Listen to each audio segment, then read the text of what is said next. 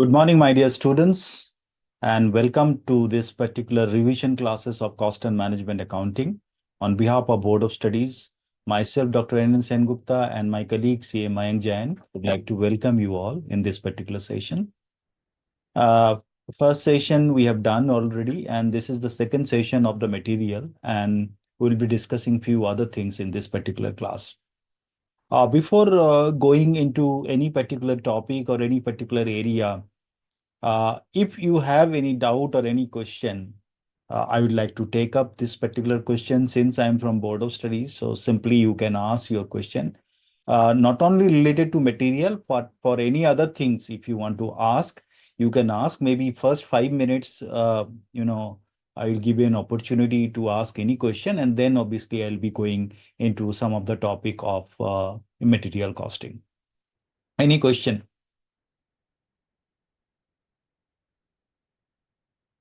You can open your Zoom link and you can ask questions straight away. I can see a lot of people, in fact. Anjali, Kiran madam is there, Gunjan, Pooja, Shrishti.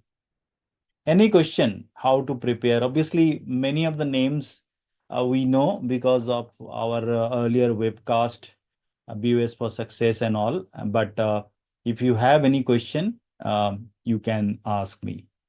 Not only related to material, but if you have any other doubts related to any other thing of the subject, you can ask it because it's very important that we should have a one-to-one communication or two-way communication.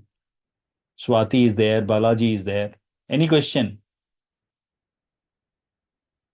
Kiran madam.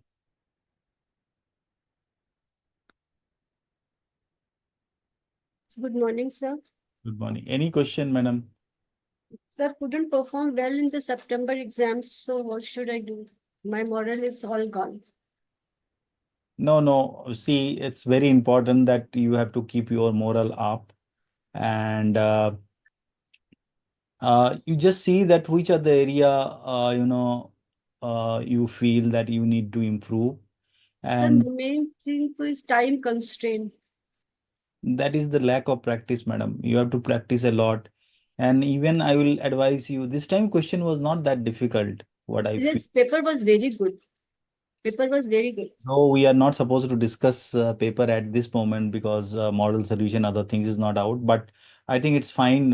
Good paper was there, and I think you need to practice a lot. Even I will not mind if you practice the question of the study material twice instead of many other question. If you have a solid base and practice questions, then individually we can also sit one day and discuss. You can call us also and we can find out that which are the areas you feel that you need to improve. So I think practice is one of the main reason, but don't get demotivated. These are part and partial of the game, of our game. Sir 2 attempt हो गए. कोई बात नहीं, ज्यादा खाती है. हो जाएगा हो जाएगा, don't worry, keep your moral up. ठीक है, हो जाएगा। अभी थोड़ा सा और अच्छे से प्रिपेयर करो जो जो एरियाज में आपको प्रॉब्लम है। ठीक है, okay. Any other question? Thank you for your question, ma'am. Thank you sir. Anmol has asked whether you need to practice question regarding, okay, rather than module. I think revised test papers are very important. Model test paper, mock test paper, particularly which we are providing now, is very, very important. And in fact, we are providing a very high quality, mock test papers, which sometimes even can be higher than the actual paper, which I feel. So you practice, Anmol, from those things as well. RTPs, MTPs. So don't leave any of the material which is provided to you by Board of Studies. That's the simple thing. So even if you practice, just now I told, even if you practice twice, it will be beneficial for you.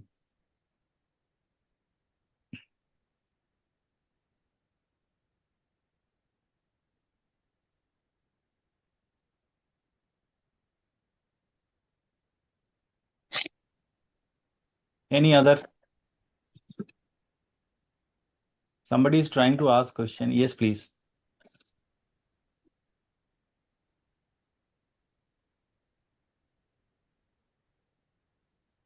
Anybody?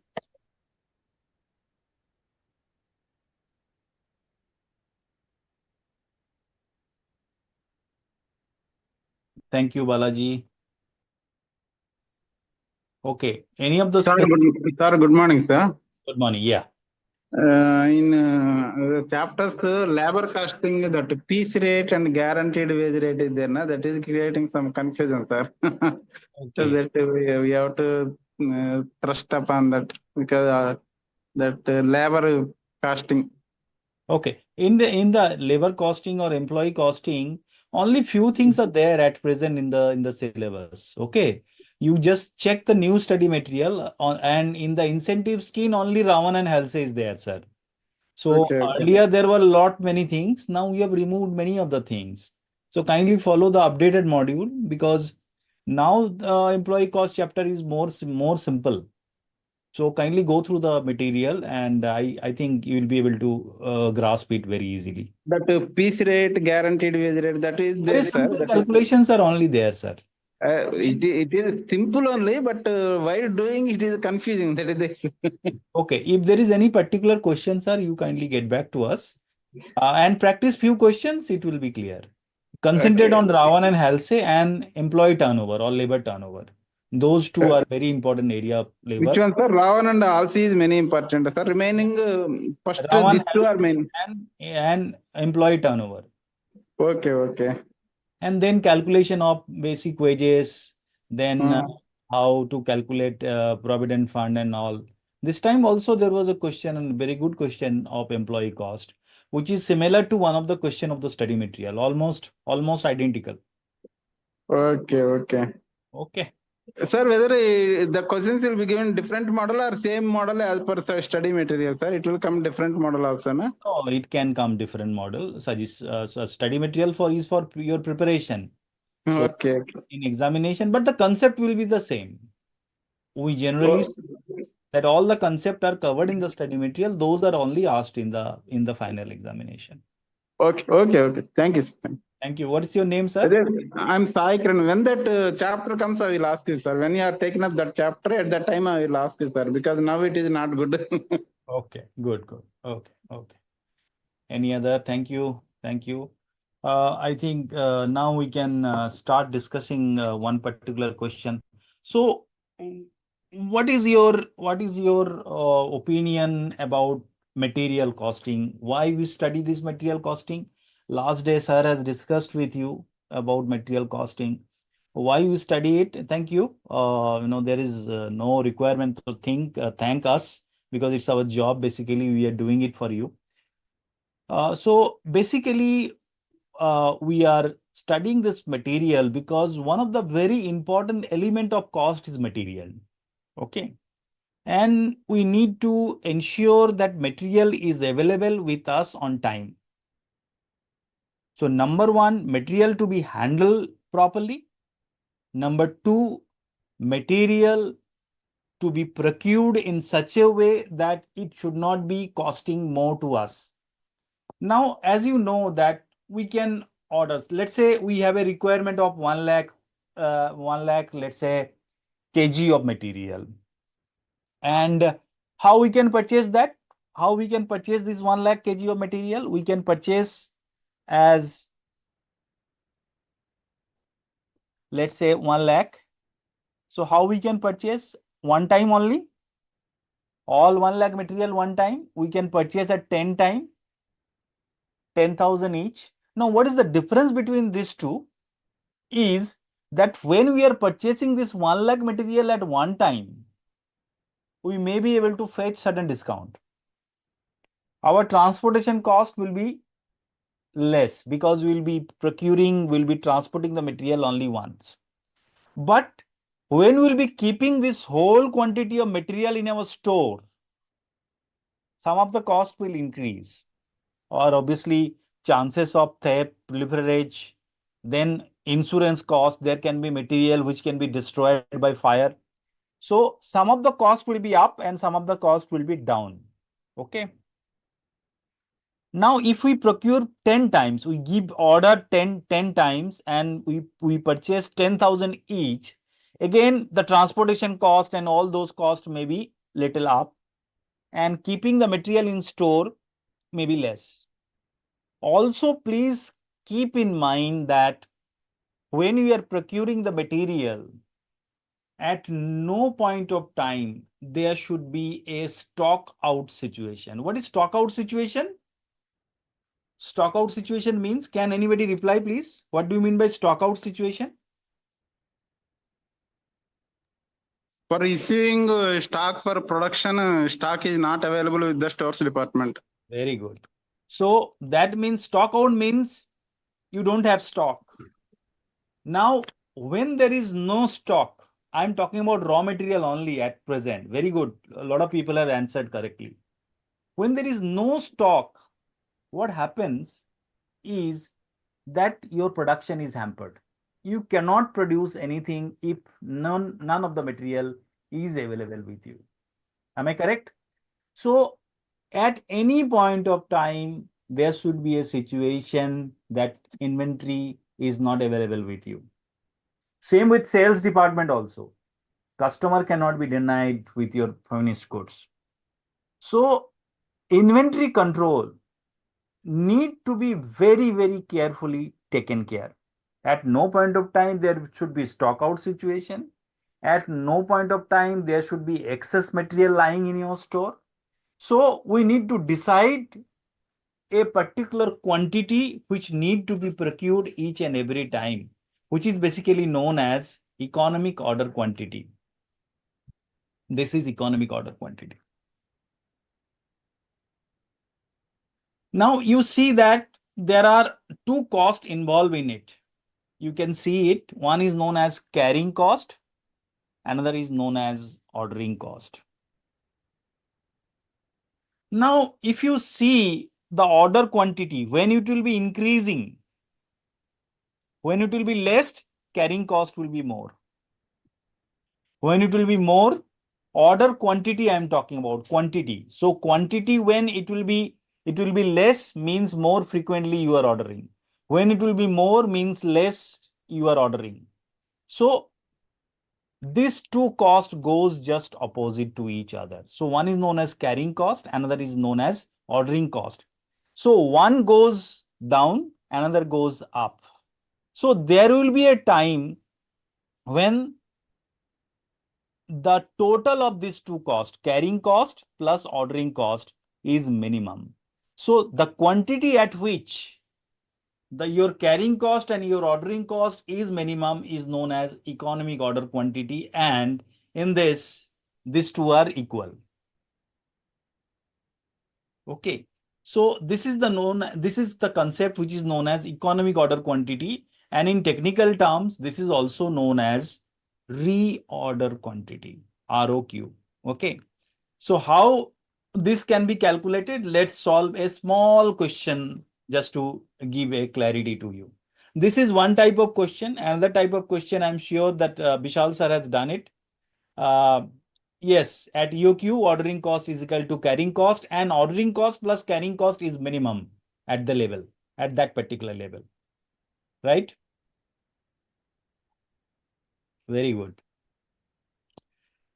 So can you very quickly calculate this?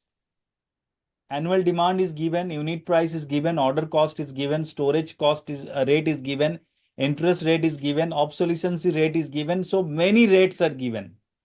So we need to understand these rates, that how this rate to be taken care. And then second part will come.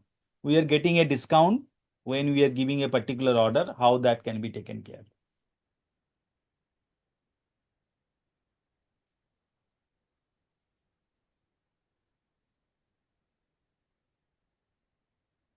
So how it can be calculated? Many of you. 200. Yes. So you can see this is basically the things we require. Annual requirement into cost per order and carrying cost per unit per annum.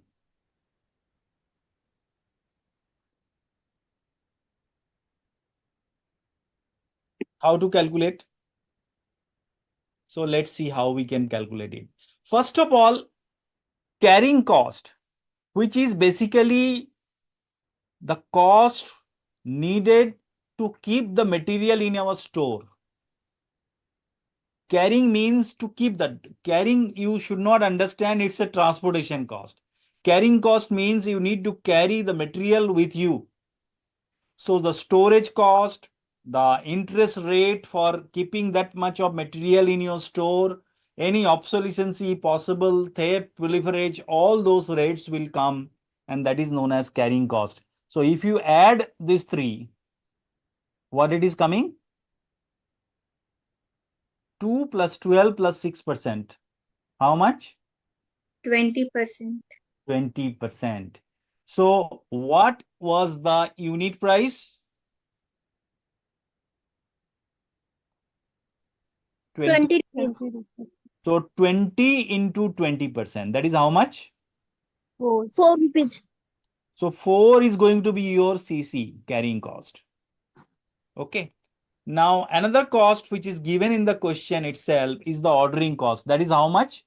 Means for giving each order, the cost required is how much? 16. 16.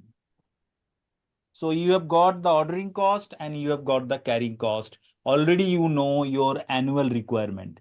Sometimes there can be tricks in calculating this annual demand also. It may be given per week. It may be given per quarter. It may be given for 2 or 3 products. You require to calculate UQ only for one product.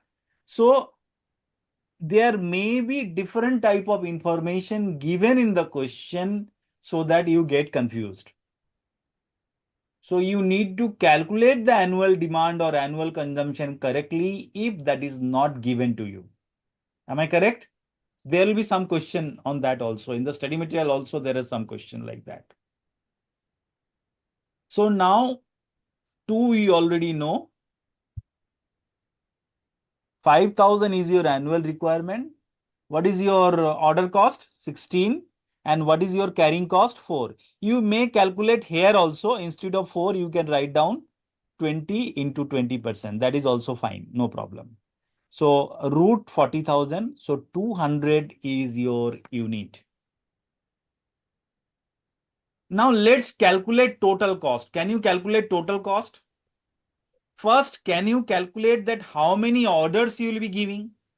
How many orders? Number of orders. Anybody? How we can calculate number of order? 5,000 divided by 200.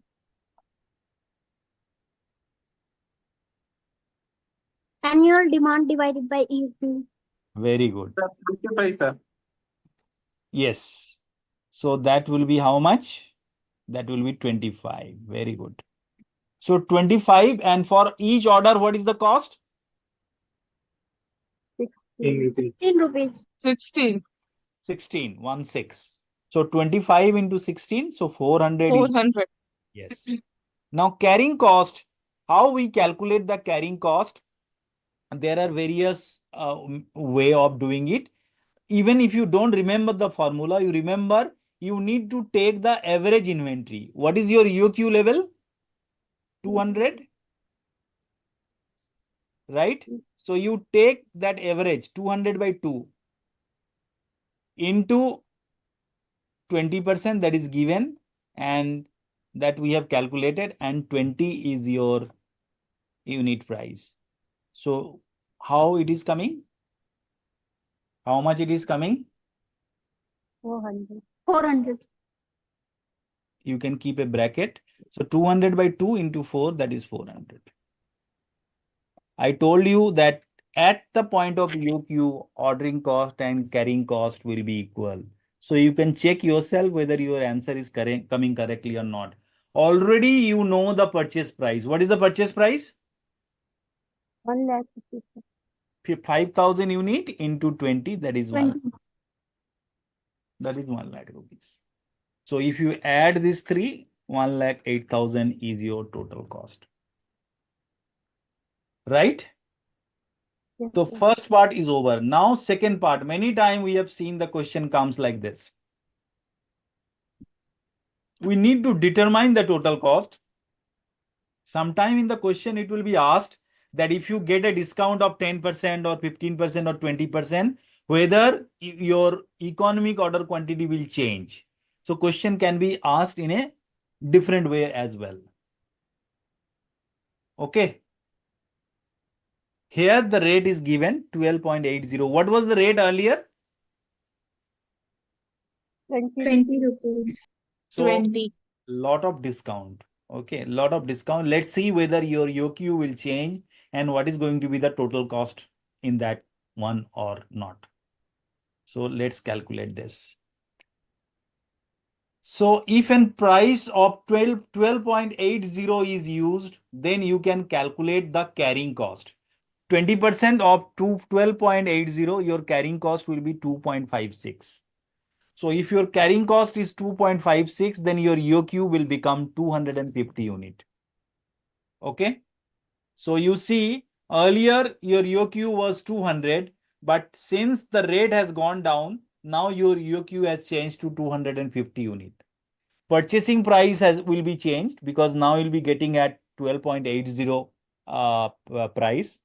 So 64,000, lot of difference. You can see this was 1 lakh, a huge discount we have got now. Your ordering cost is 320.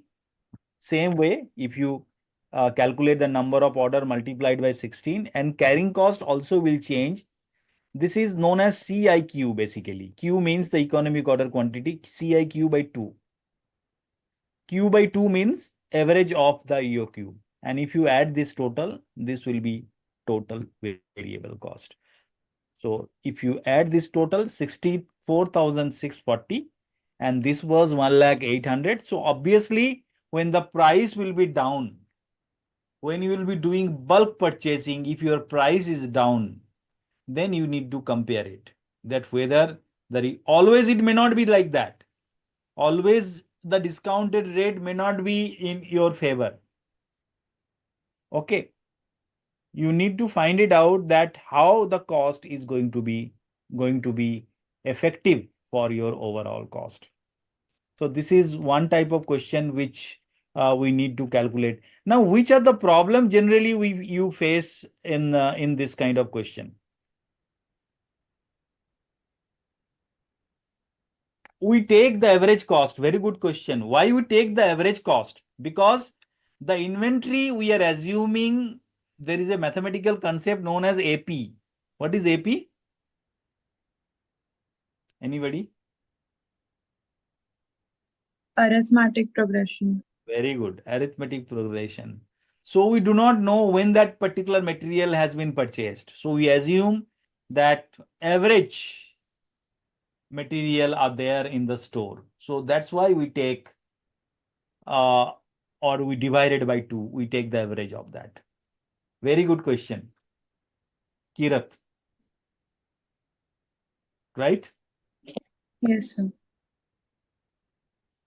So this is one type of question. Here, the flag area, the area which you should be very careful is that this can be given in different form. You should be very easily pinpoint this percentage, number 1. This percentage to be applied on the unit price, number 2. Number 3, this annual demand may not be given in your plate straightway. Here it is given as a cooked food in your plate, so you can eat it. Sometime it can be given as raw material. It is material chapter, and this annual demand can be given as raw material. You need to cook it. Information will be given, scattered information will be given. You need to prepare it, put it together and place nicely on the platter.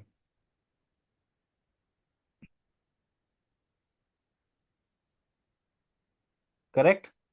So these are the flag area. These are the critical area you should keep in mind when you are doing the question of material related to EOQ. Am I correct? Any other question? Then I'll go for the next question.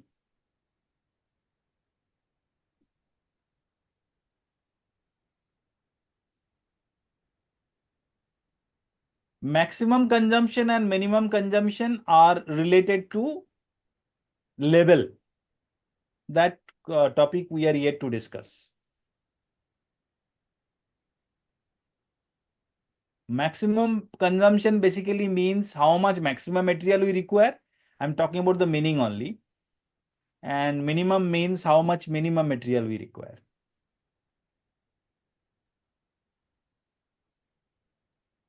Yes, Anmol, it can be given in different way. You are correct.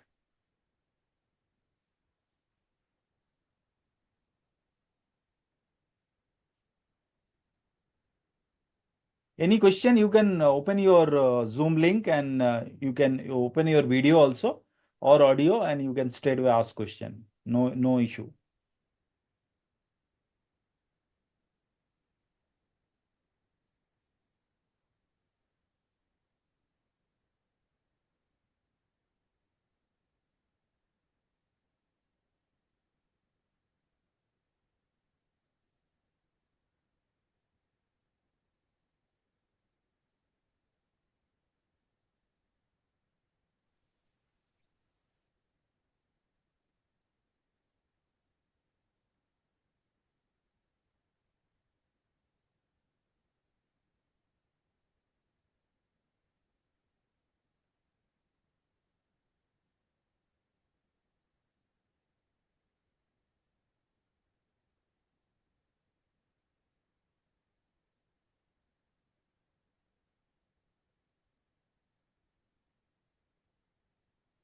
Sir Yes.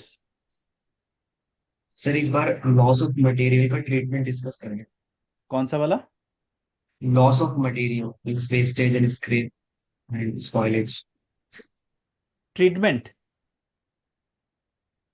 Yes sir Yes, that is there. That's a different part that will be covered. Onni Krishnan has asked a question that perishable items where the life of inventory is short, EOQ have any impact? You cannot keep it in store. So your obsolescence will be very high. This rate will be very, very high. Mother dairy, for an example. Mother dairy deals with, mother dairy is, by the way, NCR people are very much aware. I don't know about other parts that who supplies milk as well as some vegetable or other products. And many of this, may not be consumable after few days. So milk, maybe 2 days only it will be consumable. And perishable goods like petrol. So yes, sometime you have to take those factors also in mind. So it will have an impact. It will have a, what I will say, a lesser quantity of material. Also, the other cost also increase, like the petrol and diesel. So you have a capacity also. And then various other factors also you need to take into consideration. Very good question, Onni Krishnan. Spoilage, defective and other treatment is part of the material will be covered.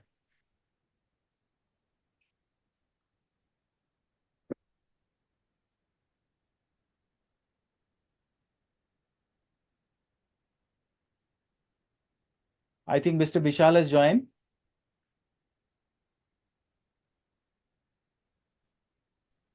Good morning, sir. Good morning.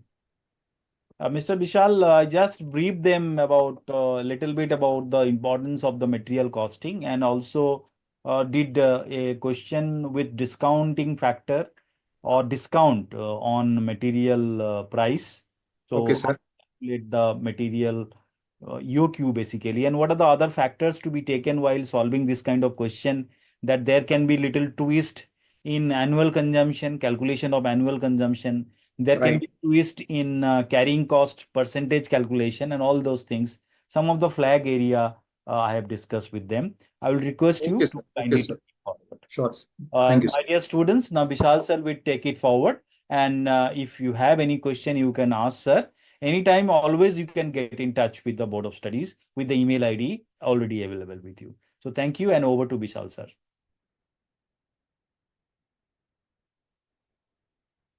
Carry on, sir. Yeah. Good morning, students. Let us resume our deliberation that we were having in the previous lecture. We were discussing different components of materials, and we started with the practical aspects of material. So if I'm not wrong, we completed the EOQ aspect. Just update me if something I have to deal further in EOQ.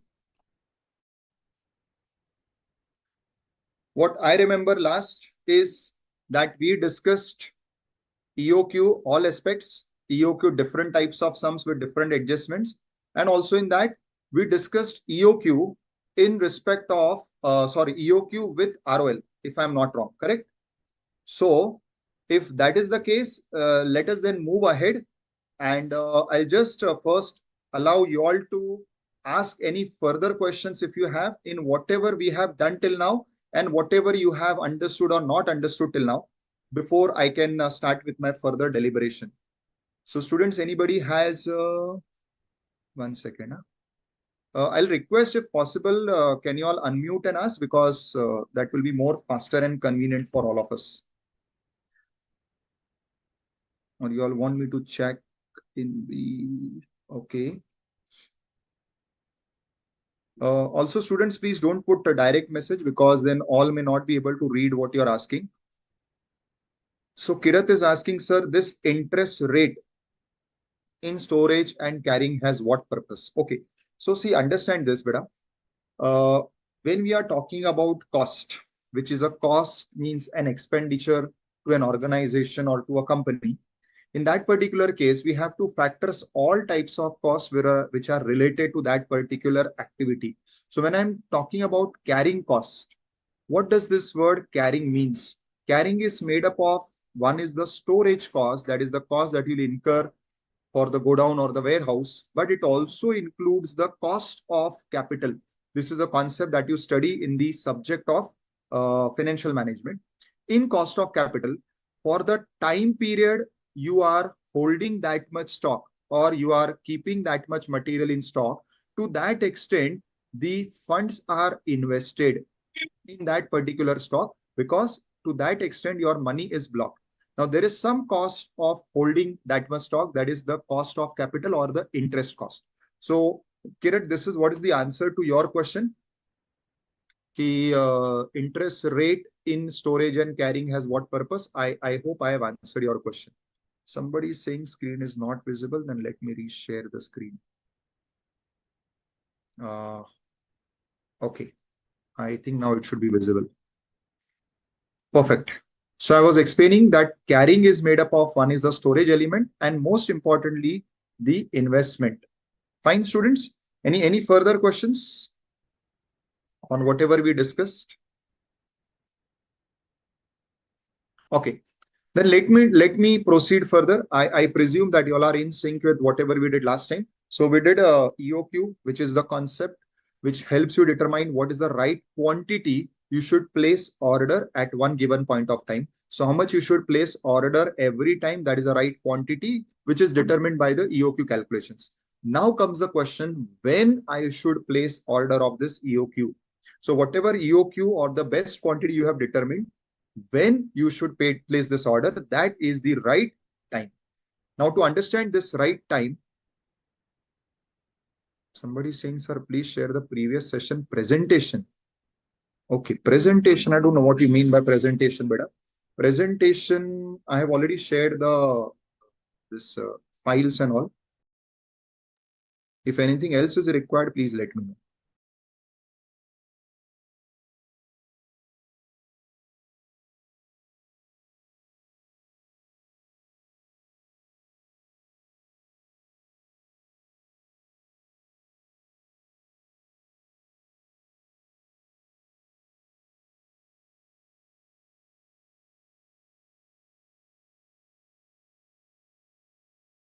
See, questions, I'm sure I have shared the sheet. This is the sheet. One second, I'm just opening that one. The sheet I have already shared, students. I don't know why somebody is asking this question. So this is my question sheet from which I was solving that day, and I have already shared this on your portal. You just need to go and check it, beta. Fine. So I was here. We did this last time, EOQ with ROL. Now let me take ahead this particular deliberation. So now my point is that we are determining what should be the right time. Now, how to determine this right time? That is determined by the next technique, which is called as the stock level technique. Now, what is the stock level? In this stock level technique, you need to fix the levels of stock, different levels of stock, on which you will be taking a particular action. Like we discussed this, that is the reorder level. This is the stock when your quantity of material will reach this point, this level. Your action is to place the next order. How much quantity you will order, that is what is the EOQ or whatever calculation we studied up to the last lecture. So when your stock in your bin, in your box reaches this level, which is the reorder point or the reorder level, you place the next order. Now, besides this, if you want more effective, more better control over stock, we need to fix up the other stock levels also, as can be seen. So the first level of stock is the max level or the maximum level, where the action point is stop further purchasing. So this is that level where your stock has reached excess because of maybe purchasing at a regular rate, but not consuming at the same rate, because of which your stock has reached to a very high level, and any purchasing further would definitely lead to more cost and more blockage of funds and eventually loss. Hence, the action point over here is stop purchasing. Then comes minimum level. Now, what is the role of minimum level is that I ordered or I placed the order with my supplier when my stock was at this level, which we call as the reorder level. It is also called as the reorder point. Now, I'm waiting for the supplier delivery to reach. And in the period till the time this reaches, my stock is every day reducing because of consumption. Now, as the stock is going down and down because of consumption, and I'm waiting for the next supplier delivery, I need to keep a watch on the stock to ensure that it should not happen that for some reason supplier's delivery is getting late and I will run out of stock. So for that, the first level of action point is minimum level, that when your stock reaches this level in your box, in your bin, your action point is you become more cautious. You start making inquiries with the supplier as to where the material has reached. Nowadays, we have those tracking. So maybe if it is coming through some post or some courier, you take the tracking and you start tracking it physically where your material has reached. So this is an alarming point, or it is a caution point. Now, your consumption is still happening and happening and happening, and still there is no sign of the material reaching. Now, when your stock reaches this, which is a very low level, which they have termed as danger level, the action point is now you go and make emergency purchases. That is, now you don't wait for the supplier's delivery to reach. You take your car, you take your vehicle and go to the nearest possible point where the material is available. Go and buy some stock so that by the time the supplier's delivery reaches you, at least you have that breather point. So this is where you are on ventilator. This is where you have just knocked the doors of ICU, right? So this is how these stock levels have to be applied. Now, see, there is one more level which I'm not explaining because it is just a mathematical. There is no action point of this. Whenever maths says that whenever there is maximum minimum, you should always go for the average. Now, when we have these many levels, what we are supposed to do in the question is the question will ask you to compute these levels. But for computing these levels, the data which is generally given in the question is one of the lead time and one of the consumption. Now, if the lead time is given in days, then the consumption has to be per day. If the lead time is given in weeks, the consumption has to be per week, and so on. Now, generally the figures given are maximum minimum.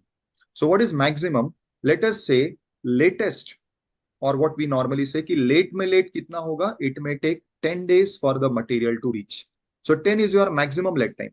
And if everything is going positive, it is going in your way, the material may reach your doorsteps as early as 3 days, which is the minimum level. So this is what is lead time. We all have discussed lead time in the previous lecture. It is a time gap between placing order and receiving order. So the maximum time in which the order would reach, if all things go wrong, if all odds are working against you, then it will be 10 days. And if they are in your favor, then it will be 3 days. Now, again, we have a concept, this which is very important, is what is normal.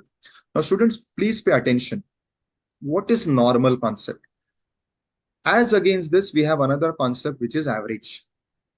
Now, we all know average is again mathematical, which is 10 plus 3 upon 2, which will be 6.5. But please remember, students, normal and average are actually two different things. For this particular item, the normal may be 5 days. What is normal and how it is different from average? Let us first understand. It is a very crucial point to understand, because many questions, many calculations, many concepts of even different subjects are linked with the concept of normal and average. Now see, normal, if you remember last lecture also we discussed this concept. Normal is what will happen regularly, or what you can expect that, okay, if somebody asks you, Vishal, how much you sleep every day? I will say, I sleep for 6 hours. When I say 6 hours, what I inherently mean, I normally sleep for 6 hours. It may happen that on some odd days, it may be 7 hours. On some odd days, when I'm overworked, it may be even as low as 4 hours. But normally, I sleep for 6 hours. So when anybody asks you any questions and you have to give a figure, the figure that you give always is the normal figure. Now, what is an average? Average is a mathematical average. We all know, we have studied right from our school days. It is maximum plus minimum upon 2. It is opening plus closing upon 2, whatever. Now, importantly, please pay attention. For all practical workings, practical does not mean calculation. Practical means real life. For all practical calculations, workings, all projections, I'm sure you all would agree and appreciate that we should always take the normal, because that is what is going to happen. But practically, it may also happen, or at least in your questions, it may happen that they have not given you normal. If they have not given you normal, then please pay attention. The rule is we presume, I repeat my words, the rule is we presume that average is normal.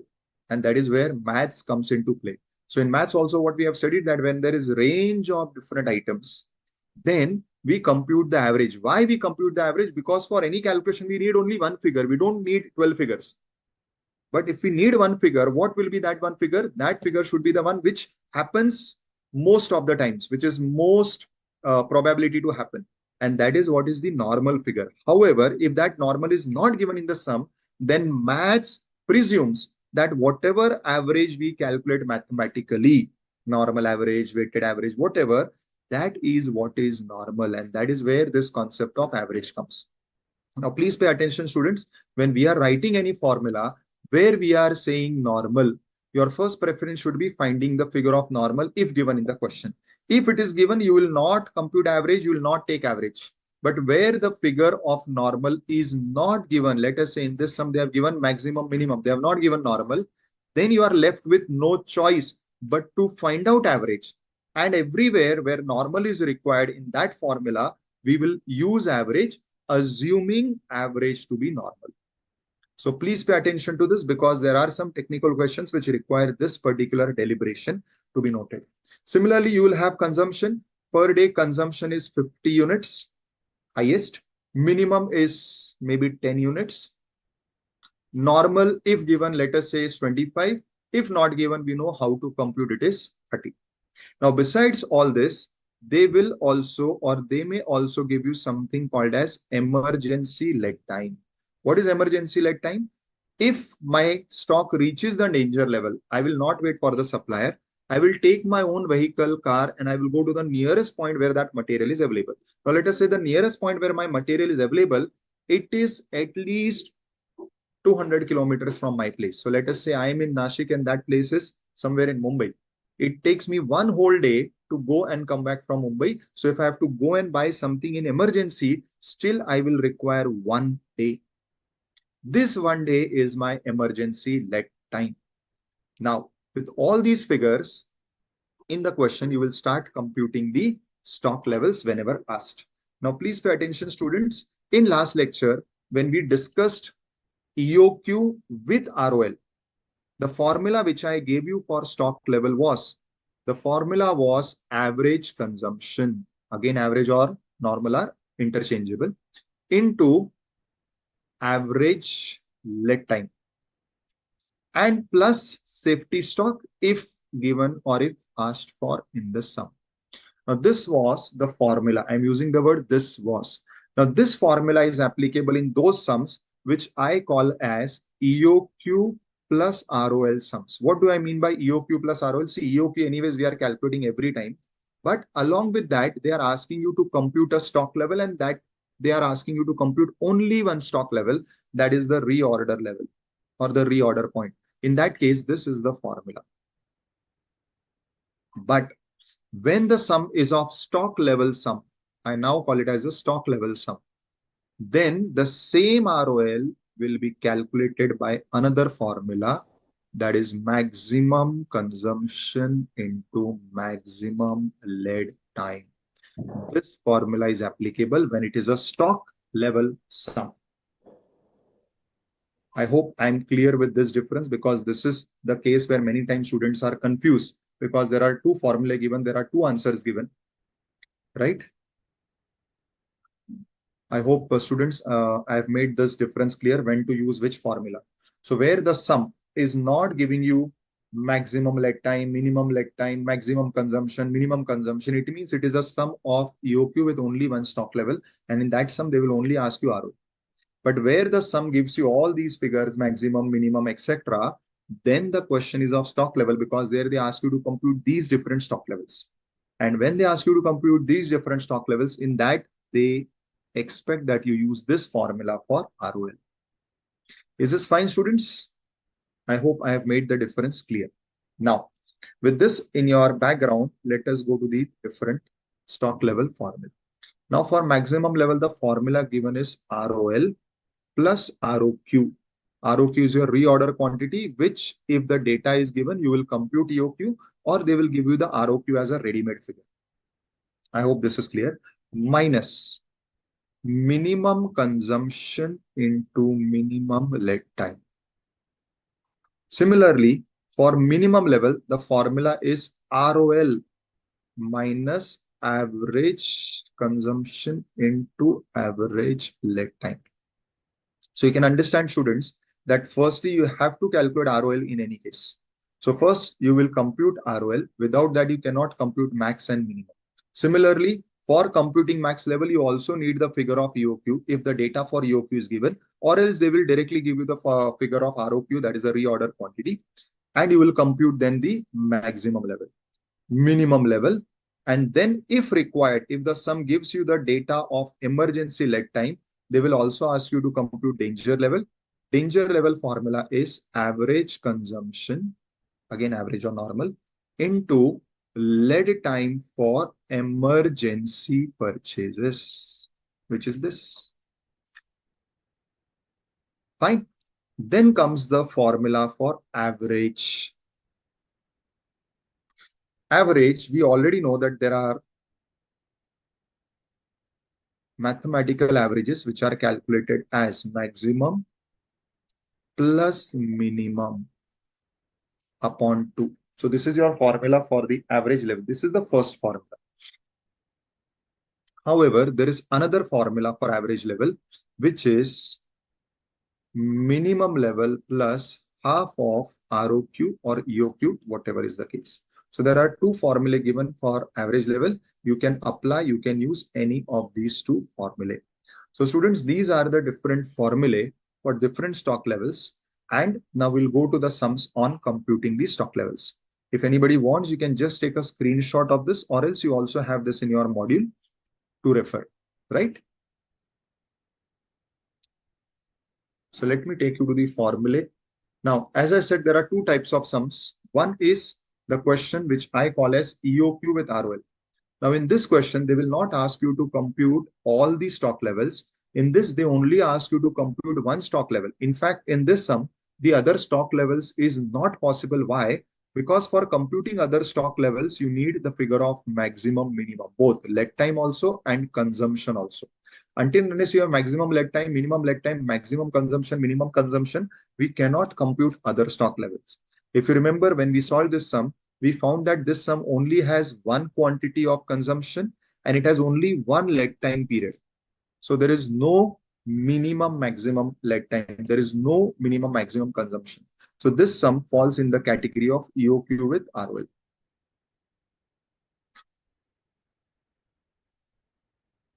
Now in this category, I'll take up this 20th sum, which I find very important because it has some very important questions. Or 1 second, I'll take 21st. It is even more better. There are more questions in this. And then we'll go to the stock level sums.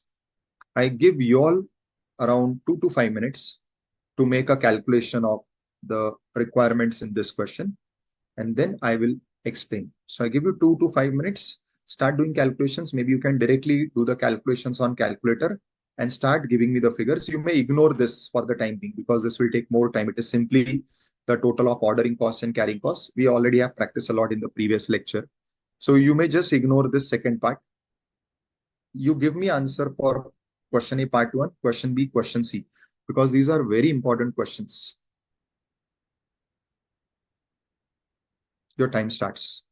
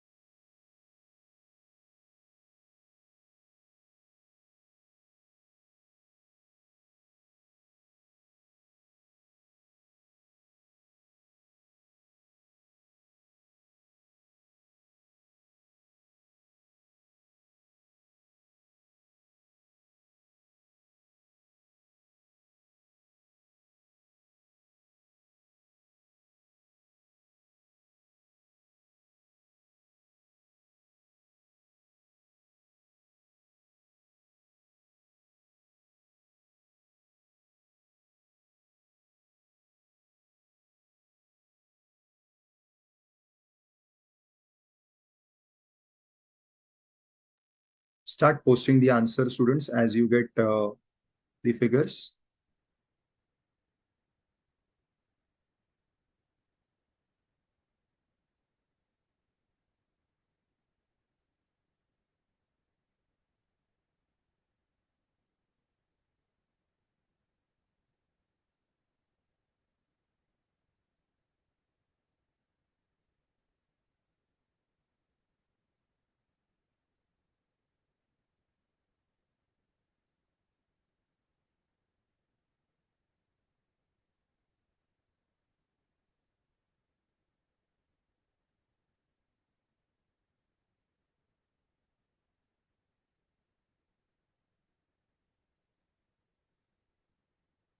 Okay, Tavish is saying EOQ is 240. Ayushi has put a message. Can you please explain it again? Ayushi, what you want me to explain, beta? Chalo, so EOQ comes to 240 cake decorations. Okay, perfect. Now go ahead to the next question, students. You all are right. It is 240.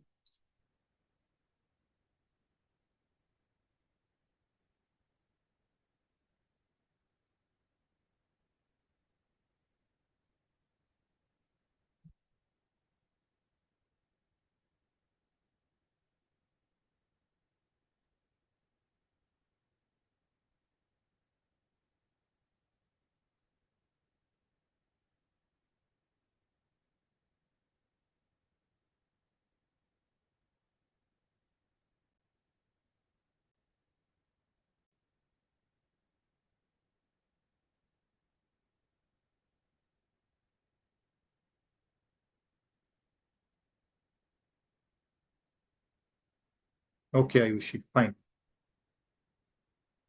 Students, I'm waiting for you all to answer now B and C. And that is what is main question for me in this sum.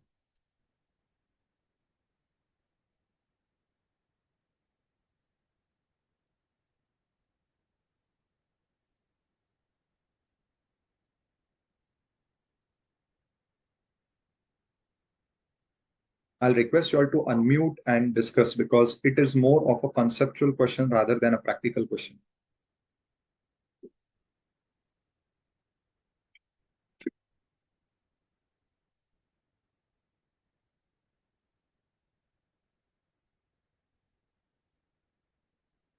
B is 3 days. Balaji is saying, Arin was also saying B is 3 days. Okay. You all cannot put common message. Everybody's putting direct message. Because if you're putting common, I think it will be easy, especially when you're asking any doubts. 3 days is wrong. Sure. I'll give you this answer at least for B. Students, please read the question carefully.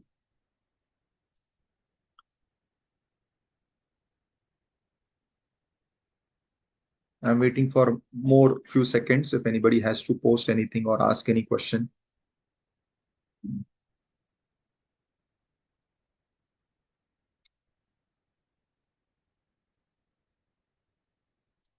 Yes, students, anybody wants to say something, ask something? Okay. Pay attention. I'll take you back to one of my earlier explanations. See, that is why concepts are very important. See, this is that point. We discussed this last time when we were discussing the logic of EOQ and all the workings, right? Now, what is this? This is your stock chart, I will say, or the level of stock every day. Now, this is the days starting from 1 to maybe 365. In the present case, it is 360. And this is the stock quantity. Now, whenever you make a purchase, your stock level reaches here, which is your ROQ, that is EOQ, correct? And every day the stock is reducing, reducing, reducing.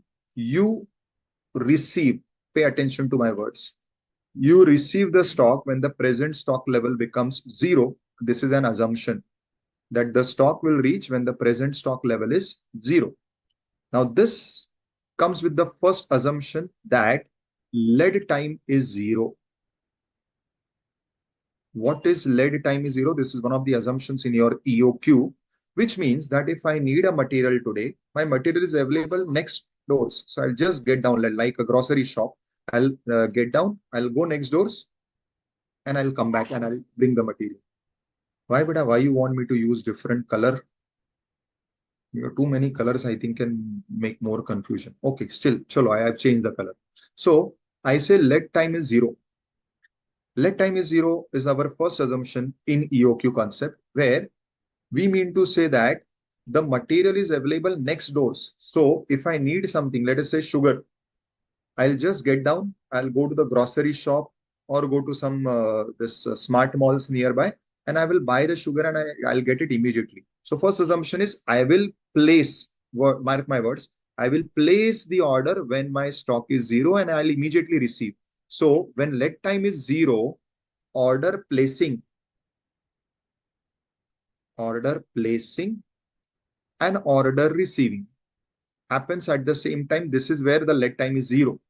What is lead time? Difference between gap between placing the order. See, here we had discussed this. It is a time gap between placing and receiving.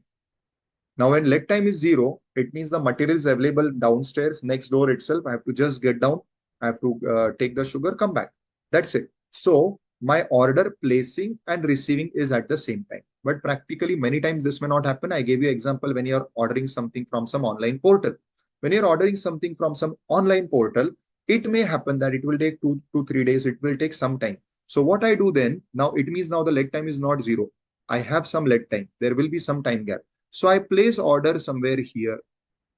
When my stock level, when it is reducing with every day's consumption, when it reaches this level, I will place the order so that by the time it becomes 0, this time gap is the lead time, within which whatever stock I am consuming, it will become 0 and I will receive the next lot which I have ordered.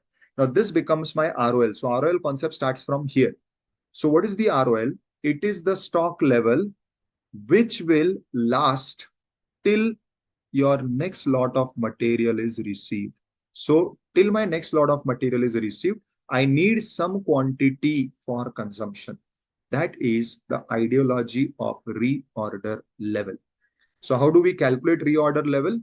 We calculate by the formula average consumption into average leg time. And if they want some safety stock, it will be plus safety.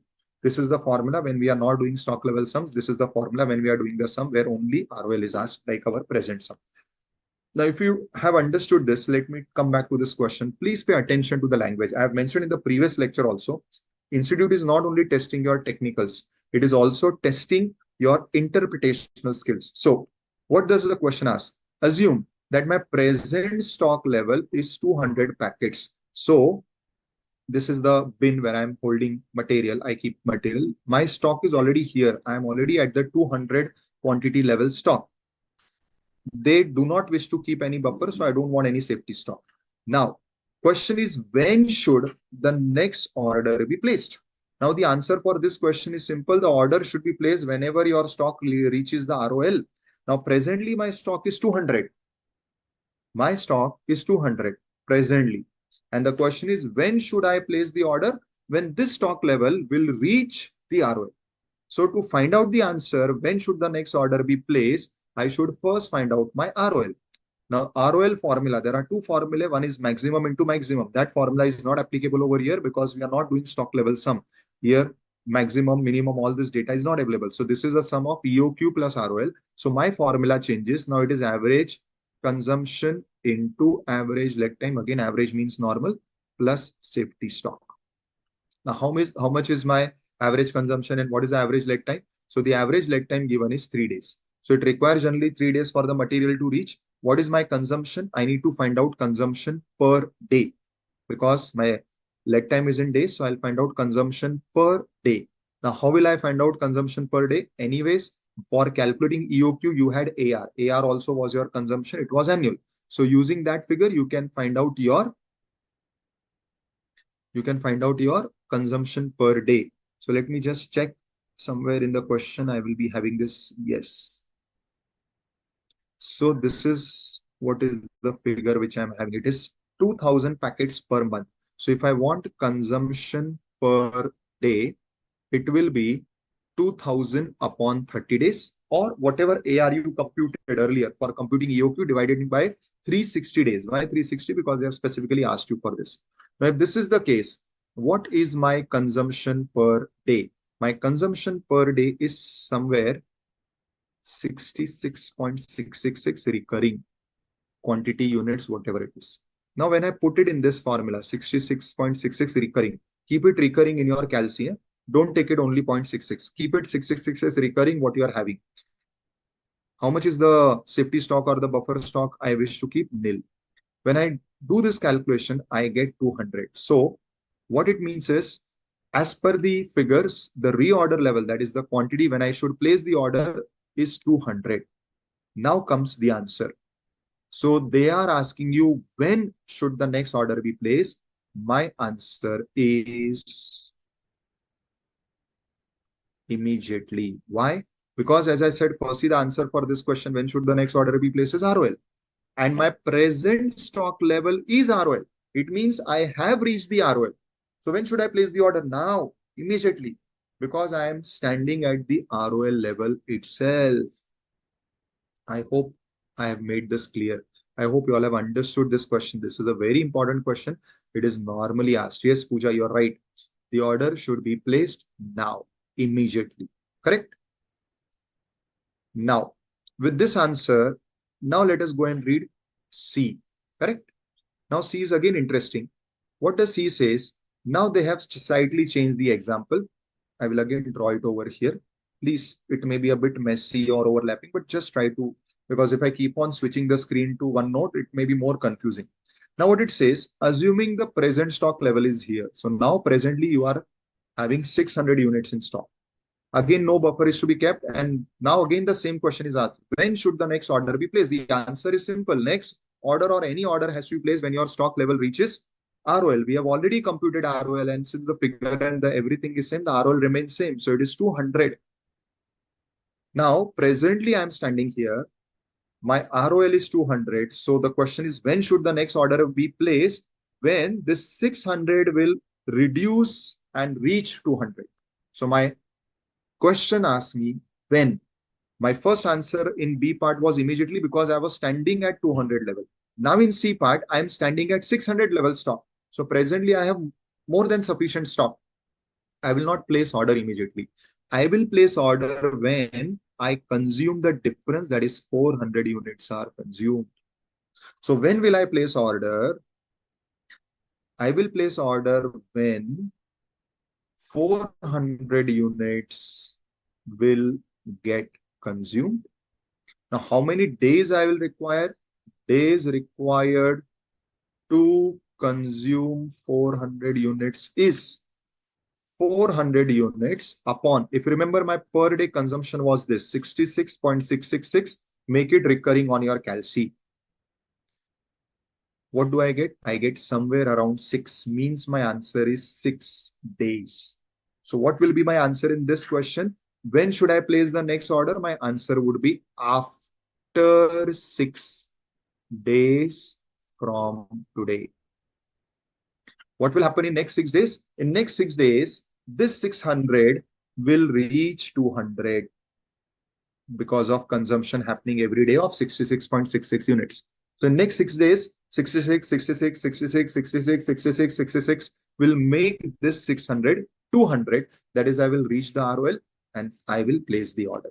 So the answer for part C is, when will you place the order? When I reach ROL, which in this question is after 6 days.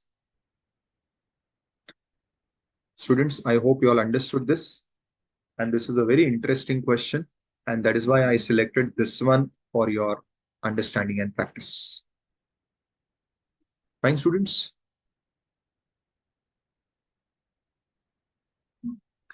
Now, chalo, answer me 19 sum. First, again, you can ignore this part. The discount and comparison we have already studied, so you can ignore that. Give me answer for this. Chalo, make calculations on calci. I'm fine for that for the timing because I need to cover more. Writing and presentation you all can do. Give me answer for 19, 1, 2, and 4.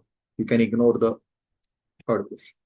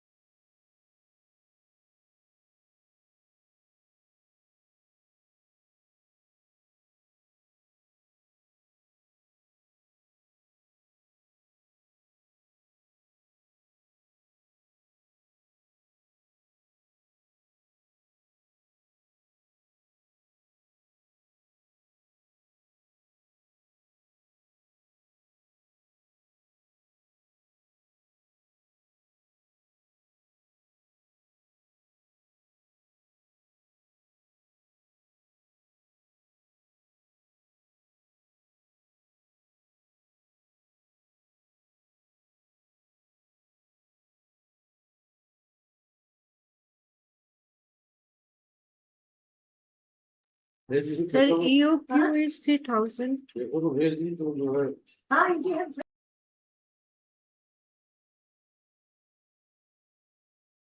See, EOQ 1095 approx. Yeah, you can say 1096. Students, you may continue with the other answer if you all have got this. For those who haven't, let me just explain. So your AR is 12,000. Carrying cost is 24%. Whenever it is percent, you multiply it by purchase price, which is rupee 1. So it will come to 24 paise. And your ordering cost is 12. So when you take these figures, answer is 1095 or 96 units approx. Fine, beta? This is the answer for EOQ. Then I come to ROL. ROL, again, this formula is not of stock levels. It is of EOQ plus ROL. So formula is average consumption into average Sir, lead ROL time is 1500. plus safety stock. Yes, let me just calculate, but I also don't recall. Now, consumption per day I need. So it is 12,000 units again upon 360. This is my per day consumption. How much do I get as per day consumption, students? 33.33. Okay, keep that as whole 33.3333 recurring. Now, in this question, you have safety stock also, but how they have expressed safety stock? They have expressed in again terms of time. So they want safety stock, which will be around 30 days consumption. So it is again 33.333, which is 30 days consumption, and then it comes to 1500 units. This is your ROL. Why 529, Bhumika? ROL is not 529.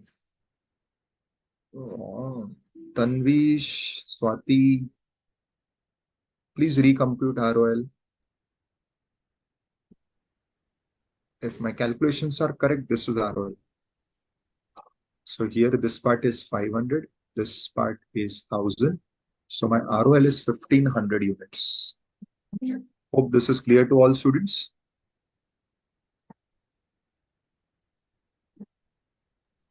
Yes, sir. See, here they have expressed the ROL in terms of days of consumption, right? Good, Swati. Now, I want you all to answer fourth question. This is what is my interest. So go to fourth question. Shoaib, Vidya, keep yourself muted if you're not talking to me. Please ensure your mics are muted, everyone, unless you're talking to me.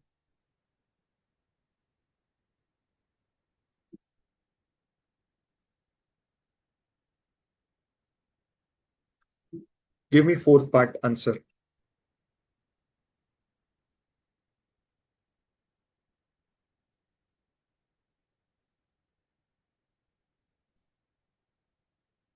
Again, it is interpretational question rather than a mechanical or working driven question.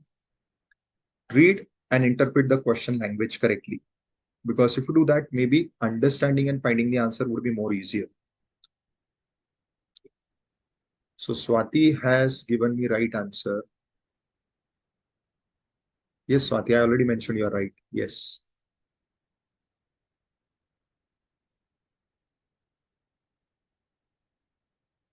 Anushri, no. Students, please interpret the language. What are they asking? They are now asking what will be the inventory level. So they are asking about the stock level. Then immediately before material order is received, please pay attention. Here it was stock level when you should place the order. And I've already explained the difference between placing and receiving. It is the lead time. When lead time is 0, it means you place the order here only. You place and you receive at the same time. But now when you have some lead time, you have to place the order earlier somewhere here. But now in this question, again, there is one interesting point that your normal days of consumption, please pay attention, students, your normal days of consumption are 15. But they've asked you to keep some safety stock. So this much portion is the safety stock, which is equal to 30 days consumption. Now, this is something very impractical that you'll keep so much high stock for consumption when your lead time is only 15 days. But this is how the question is, and these are exam questions. Now, so 15 days is your normal time, lead time for receiving the goods. But besides the 15 days, they've asked you to keep a stock of 30 days extra as safety. And that is how we got this total as 1500. So our ROL was 1500, where 500 would be consumed normally within the time in which I'm expecting the material to receive. But further 1000 units, I'm keeping extra as safety. Now, please pay attention again to the question. The previous question prior to this, what we are solving now, prior to this, when we solved the previous question, the question was asking, when should the order be placed? And I said the answer is ROL. So when should the order be placed? If that is the question, the answer is ROL, which is 1500. But here they are not asking when should the order be placed. They are asking what will be your stock level when the order is received ideally. Ideally means generally, normally. Now, ideally, your material or your order will get received in your normal lead time only, which is 15 days. 30 days, which is my extra time, which I'm keeping for safety. This is only for some exceptional period when something goes wrong exceptionally. Ideally, we expect that normally 15 days takes time. So ideally, my stock will be received when I'm standing here. And what I mean by standing here, I have consume this. See, this was 500 and this was 1000. This is how you got 1500. So ideally, I have now 1000 units in my stock. So my answer in this particular question here would be, what would be your stock level ideally when your material order, that is the EOQ or whatever your place is received? Your stock level ideally would be the safety stock, which in this question is 1000. It may be 0 because in some cases you don't maintain stock in safety. So if you do not hold safety, it would be 0. But in this question, we are holding safety of 1000. That is why my inventory level at the time when my material order is received will be after consuming the quantity during normal lead time. So that 500 normal lead time quantity is consumed. So now I'm standing at the stock level of 1000. Yes, Anushri. Sorry, Ayushi. So students, I hope you all have understood this. So both are similar questions, but with different language, so different answers. One was asking when the order should be placed, which is ROL. This question is asking stock level when the order is received. Answer is stock level. Here it is 1000. It may be 0 in some other question. Fine, students. So now let us go to the stock level questions. Yes, Balaji. Thank you. Deep dive is required beta at this level, because at this level you have such questions which focus on concepts besides the working. And that is why last lecture also I first gave time to explain you concepts of EOQ along with all these concepts of stock level and all, because that is connected in other parts, right? Now, students, let us take up this question. This is one easy question relating to the stock levels, and then we'll go to some complicated in this, right? So in this question, they have given you the data, which, as I said, a stock level question will give you all this data. What is the data given? Firstly, they are saying reorder quantities to be calculated. How do you calculate reorder quantity? It is by the EOQ formula. So they have given you the ordering cost, number of units to be purchased during the year. So this is AR, this is O. Purchase price is given. Sorry, it is saying purchase price inclusive, which is 50. Fine, I don't need that. Then your storage cost is 5 per unit. So this is carrying cost per unit per annum. So all figures are given. This will give you your EOQ. Now, what details they have given? They have given you lead time, average, maximum, minimum. Now see, if maximum, minimum is given, why you need average? Because this is not average, students. This is normal. See, if you calculate average, you will find that average is not coming as 10. Why it is not coming? Because it is not average, it is normal. Average is not required to be given. That we already know. Then they have given you lead time emergency. It means they will be asking you danger level. And then they have given you consumption. Here they have given you average and maximum. I'm sure you can find out minimum consumption. So we know the formula of average, maximum plus minimum upon 2. Applying that formula, you can get the figure for minimum. Now, once you calculate this EOQ and minimum consumption, now you will calculate this by all the formula. Now, when you are answering, you'll write the answer in this sequence only. That is question 24, subpart 1, 2, 3, 4. But you'll first solve ROL, because for maximum and minimum, we require ROL.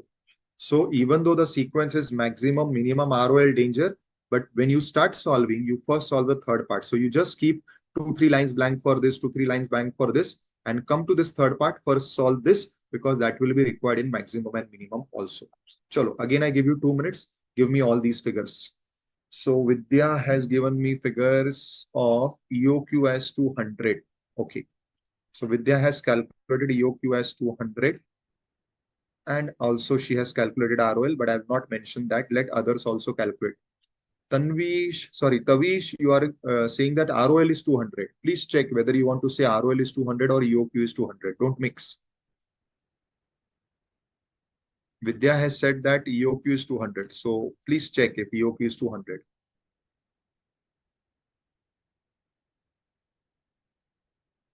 Chalo students, calculate, work out these figures and give me the figures as answers.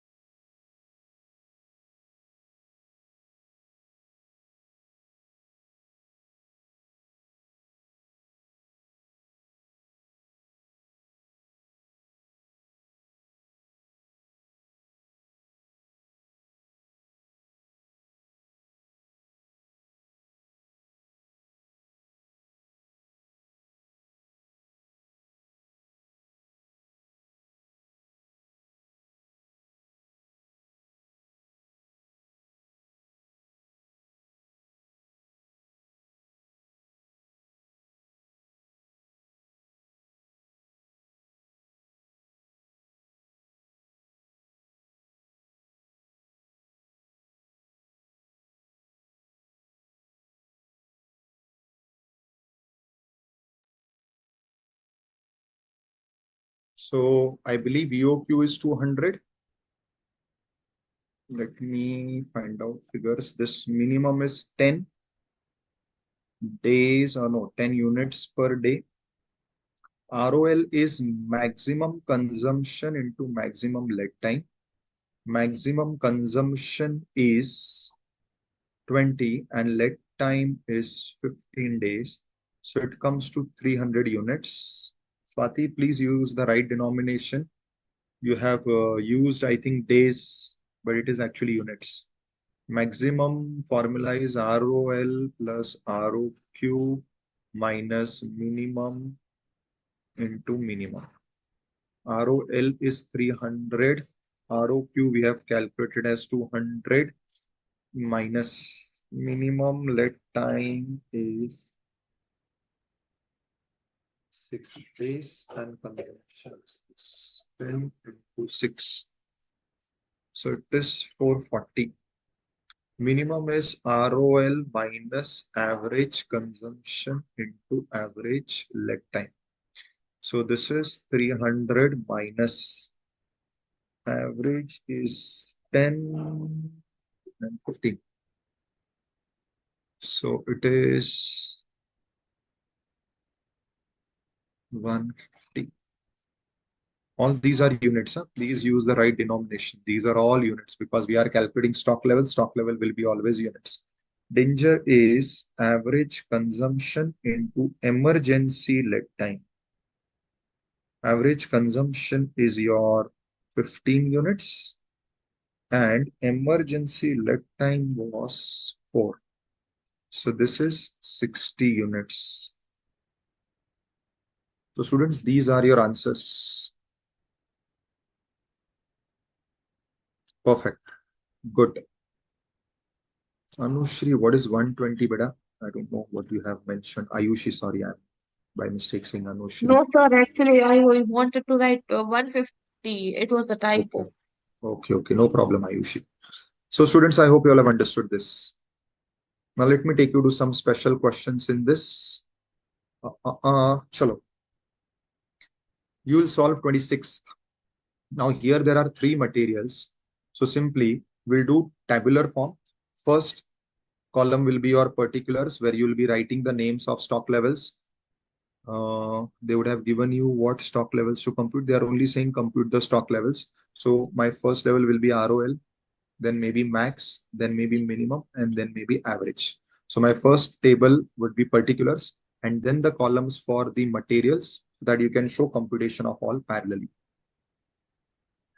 Now, if you're giving me answers, you can give me by the name M and just simply put 4 figures in this sequence. That should be fine.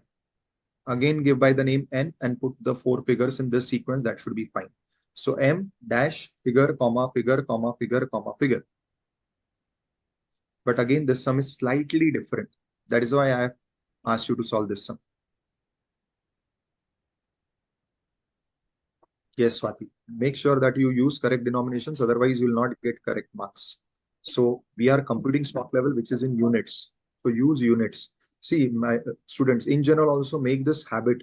Whenever you're writing any figure, any number, please put the denomination, whether it is rupees, whether it is dollars, whether it is units, if it is units, whether it is in kgs or liters, because many times the understanding of the person who is reading your statements or reports will change depending upon the denomination. So this is a professional habit or practice that whenever you're writing a number, it should have the prefix of the correct denomination, prefix or suffix as the case may be.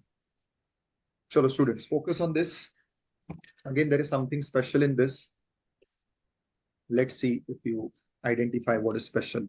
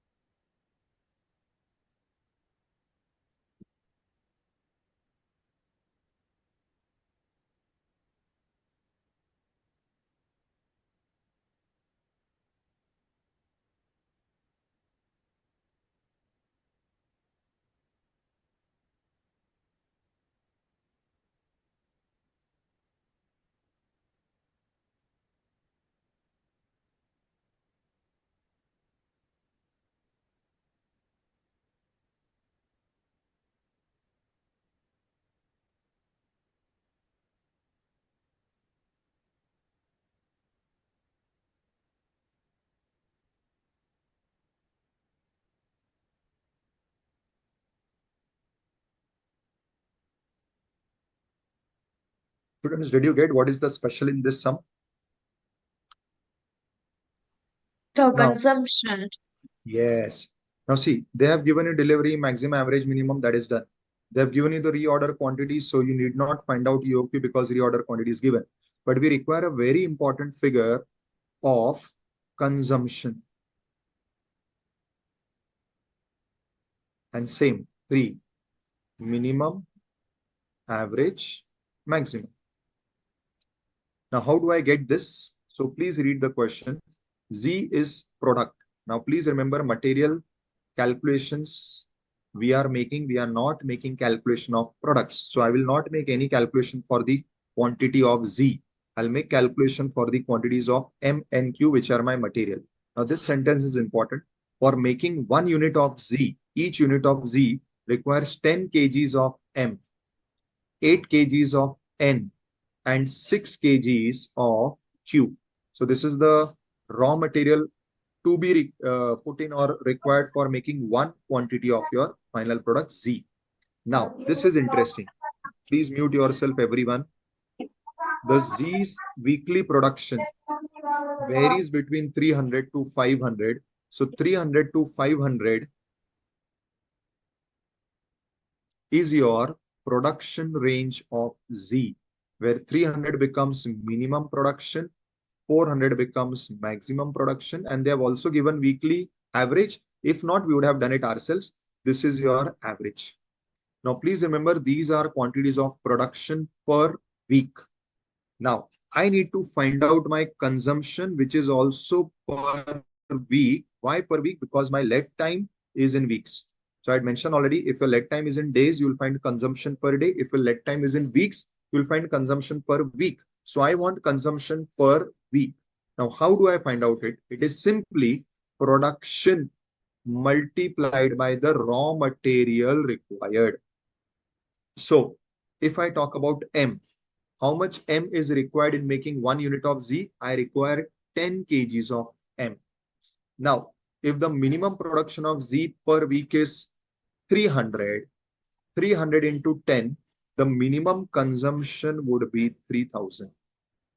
Similarly, if the average production of Z is 400 per week, 400 into 10, my average consumption of M per week would be 4000.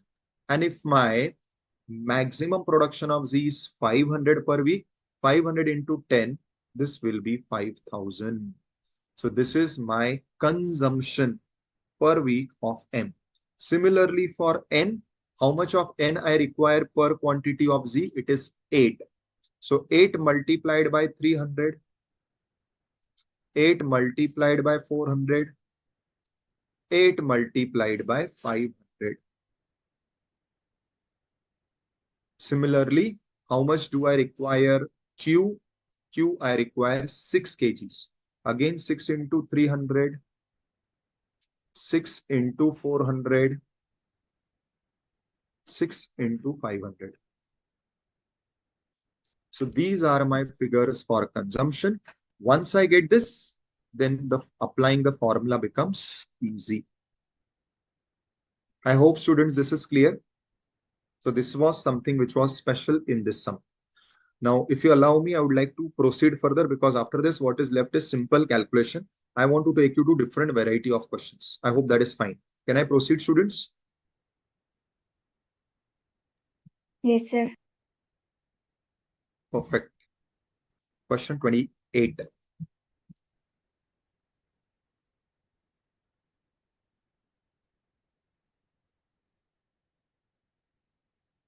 Again, it is something different when it comes to language and interpretation. Read and let me know the answers.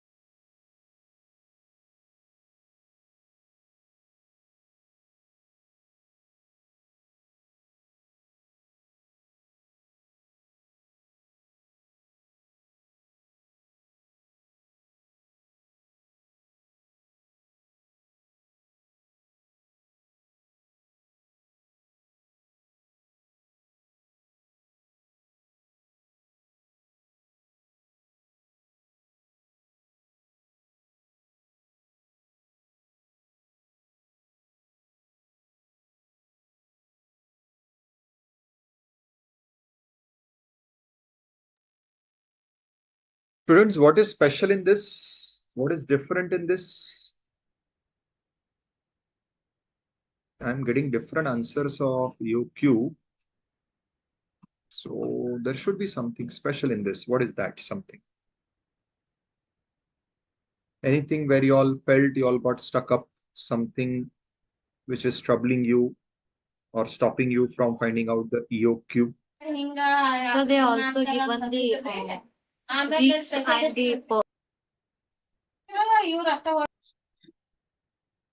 Yes, beta, please. You're saying something. Yes, somebody was saying something. What is the special point in this sum? No, I was not saying anything. I'm sorry, sir, if anything goes wrong from my part. No, I'm asking. My question is simple. Oh. In this question, what is the problematic thing? I have selected this sum for some purpose. Yeah. In this sum, AR is not given. Yes. Now, So, but we can yes. multiply by 12. If that would have been the case, I would have not given this sum. This is wrong. Whoever has Okay. taken AR as 60,000, you're wrong. Okay. You know why, It's- students? And majority, whoever are giving me answers, have committed the same mistake. Now, Okay. why you all are wrong, please understand. See, being wrong is not wrong, right? What is important is understanding what is wrong and where we have made a mistake in concept. See, I repeat once again, what we are finding out, what we are calculating is relating to material. 60,000 which I'm getting is my annual requirement of product. Now, even in the previous lecture, when we were computing EOQ in different scenarios, I had mentioned that whenever quantity of product is given, you have to convert that quantity into quantity of material and then make calculations. But here, one thing is missing, which was there in earlier sums. Like in fact, in the immediate previous sum of M and Q, we were given how much of raw material is required for per unit of output of product. Here, that figure or that detail is missing. So if I take directly 60,000 as my AR, which majority of you all have taken, it is actually giving you a wrong answer for the simple reason that AR has to be of raw material. 60,000 is your annual requirement of your product, not of material. So if you all are taking 60,000, technically it is wrong. Now then, the question is, how do I find out my AR? And this is where this sum is different, right? Yes, Kavita, this is what is missing. Number of units of product is how many units or kgs of material. That conversion is missing, which was there in other sums whenever output was given. See, we in the previous lecture solved different sums of EOQ, and in few of those sums, when the output quantity or the product quantity was given, we first converted it into material to find out our AR. Here, that conversion, Kavita, is missing, and that is where I cannot go by this route. But then I have something else. See, I require AR of material. AR is what annual requirement. That is the material that I need to consume of material. Yes, Balaji, you're right. I get it from here. I am given consumption data. And the consumption data says that my consumption varies between this range per week. And they have also given me average consumption per week. Now to find out annual consumption, I'll take this average, which is per week. I'll multiply it by 52 weeks. I get annual. So this is my AR. This is the special point of this sum. So how much AR I'm getting by multiply 275 by 52? Yes, students, how much is AR? It's 14,300. Yes. So this is your AR and not 60. Now, once this is done, everything becomes easy. Reorder quantity means you will find out EOQ by applying the formula of EOQ, and then you will start calculating all the figures because you have all the other data already there.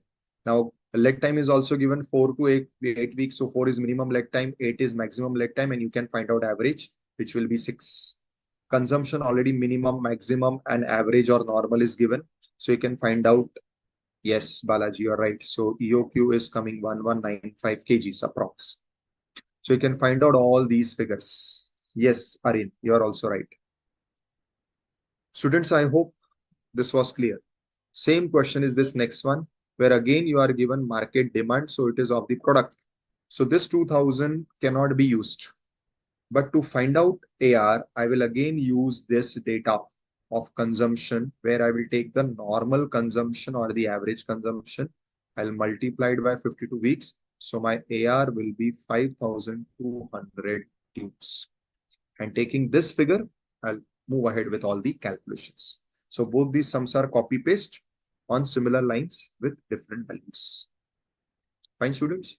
So this is all about the concept of EOQ, the concept of EOQ with ROL, concept of stock levels. Anybody, any questions in any of these concepts? Yes, students, may I proceed further? If everything is settled and clear with you all. Now, what are we studying, students? We are studying different types of inventory control techniques. Now I take you to the next inventory control technique, again important from exam point of view and asked many times. Yes? Sir, as in earlier question, there is a production of product in a month. So do we require to convert a material into the month? See, you require to convert it into months or weeks or year depending upon the requirement. Now, when AR is to be calculated, it is annual. So I'll convert it into year.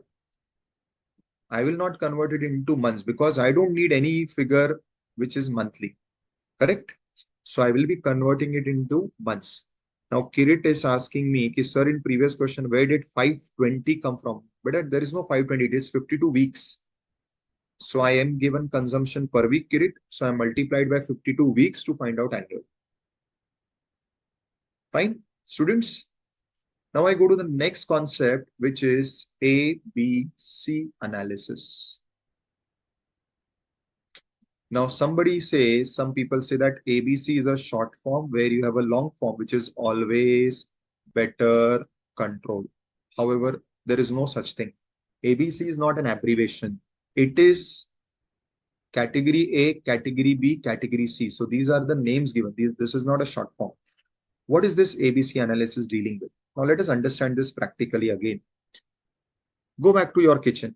In your kitchen, at least you will have 100 items which are used by your mama, which include so many types of spices. Spices itself would be more than 20. If we are in South Indian families, then it would be even more because we have so many varieties of small different types of that podi chutney itself or podi powder itself. So you have more than 20 varieties of spices, even more in some cases, as I said. Then you have different types of vegetables. You have multiple types of dal, maybe 2-3 types of rice, maybe 3-4 types of flour, and so many things. So minimum your kitchen stores has 100 items. Now just go to a factory setup. In a factory like a Mahindra and Mahindra company which manufactures automobiles, you may have items which may be even ranging to 1,000. You go to any electronic gadget company, you may have items which is ranging in 500, 600. Now, maintaining so many items is important, but at the same time, you need to have control over the stock of these items. And for that, you require EOQ, you require stock levels, but it is practically impossible to apply EOQ stock level to all 1,000 items. You will say, sir, we can do the calculation. Yes, calculating EOQ, calculating stock levels is not a big deal, but please understand, you have 100 items in your kitchen itself. Knowing that when stock level of a particular item has reached maximum or minimum or danger is practically impossible. How you'll keep that track? It is difficult. So they have come up with a variation which is called as ABC analysis. What they say, instead of exercising control on all 1,000 items, we categorize the store items into 3 categories, where A will cover those items which are very high in price, but which are less in quantity. And rather that happens. The items which are costlier, you generally maintain low quantity of stock. Best example is kesar. Best example is some other spices like elaichi, maybe some other item in your stores, which is high priced. So if you see how much quantity of kesar and elaichi we maintain, it is always less. Opposed to this, C category will cover those items whose prices are very low, and hence we keep a higher quantity like wheat, like the basic quality of rice and the basic dal. In fact, even some of your spices like salt, like maybe chili powder, we keep in a decent quantity. Why? Because the prices are low. And at the same time, we have those items which are moderate in price and also moderately we keep in quantity. Again, certain types of dal, then particular certain vegetables which are slightly costlier. So we'll keep moderate quantities. Now, you can categorize your all 1,000 items into these 3 categories. A will cover those items which are high price but low in quantity, the quantity that you carry. B is moderate items, and C are vice versa of A, where the low price items are covered which are maintained in high quantity. Now, different authors, different books allot some percentage. This percentage is not rigid. So A category covers those items whose value in total stock, not price now, now I'm saying value, whose value in total stock range between 40 to 60%. 40 to 60 is different authors are using different percentage, but whose quantity in total stock. Now this I'm referring to total stock. This is in percentage. So in percentage of total stock value, these items which you have classified as A, they will be making 40 to 60% of total stock value. But at that time, the quantity range would be between 10 to 30. At the same time, if you go to C category items, it will be exactly vice versa. The range in the total stock value will be between 10 to 30, but their quantity may be somewhere between 40 to 60. And then you have these items which are ranging between 25 to 45, 25 to 45. Now, what is ABC saying? You first classify your material items. So maybe out of 1,000, you'll find around hardly 25 to 40 items falling here. You'll find out of 1,000, maybe 600 items, odd items are here. And the balance 300 odd items are here. Now what they are saying that anyways, A category items are less in number because of their high prices and also you maintain low quantity in stock. So apply all controls, whatever controls you want to apply maximum control because it will be easy to control them because of their less quantity and less number. But by focusing on less number of items, you will be able to achieve a major control in terms of value. So by only focusing on 25 items, which are also less in quantity, and once something is lesser in quantity, it is easy to control and manage. You will be able to achieve control over 40 to 60% of the value, which is the major stock value. Apply moderate control here, so that here also you get some decent value which is under your control. So moderate means you can apply EOQ and only ROL. Here you take EOQ, you take all stock levels, and also you install CCTV, you do all types of controls here. And here you may either have a very moderate control or maybe no control, or better than no control is you delegate this to your lower staff in stores. Ask them to keep a watch. You just take weekly or fortnightly reports. Now, by exercising minimum control on majority store items, your efforts are reduced. And that will not cost you much or that will not pinch you much because even if something is lost, it will be lost out of this much value, which will be very low. But if you focus on this majorly and control this fullest, and this also you control to a major extent, you will be able to control 70 to 80% of your stores by applying minimum effort, because this will be a very less item. This will also not be many items won't be there. So it will be easier to control these items. And by controlling this, you will be able to achieve major stock under control, at least in terms of value. And obviously value and cost is always our concern. So this is how ABC concept works. I hope this is clear to all. This is the theory part of ABC. Any questions on this, students, about the theory part? For the practical part, one is a simple question.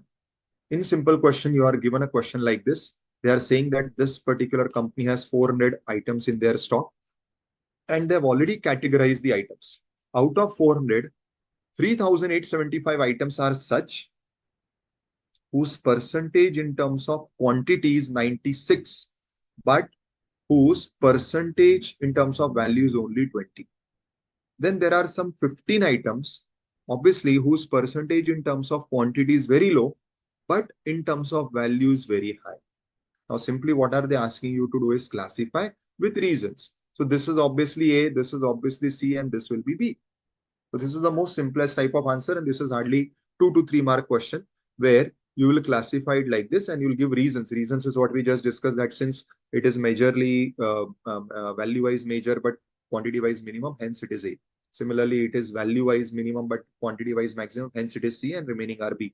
This is how you give the answers for this question. But this is a very basic question. You may get a special or advanced type of questions in this, right? Swati is asking, sir, please explain about how maximum consumption is to be taken. I didn't get this question, but a maximum consumption. Kirit is asking, sir, we handle the valuable ones, A, and the large stock that is not so important, we move out of major focus C. See, we focus on A because they are valuables, yes. And we will not focus much on C because they are not valuables. In fact, we may delegate it to our lower staff. Ki Baba, you manage them and we just take fortnightly reports. So that will take lesser of your time, beta.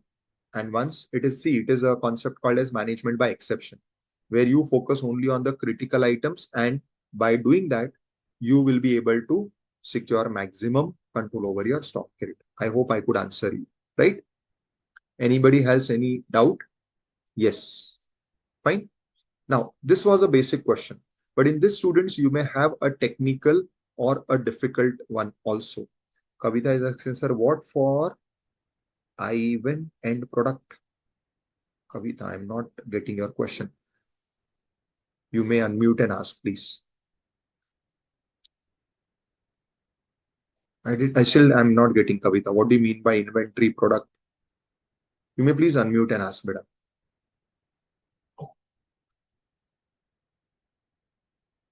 Fine. Okay.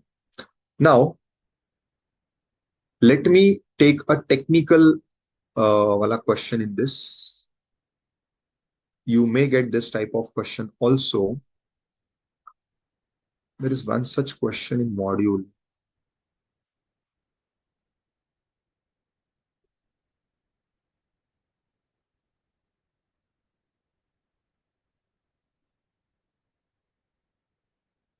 So this is FIFO.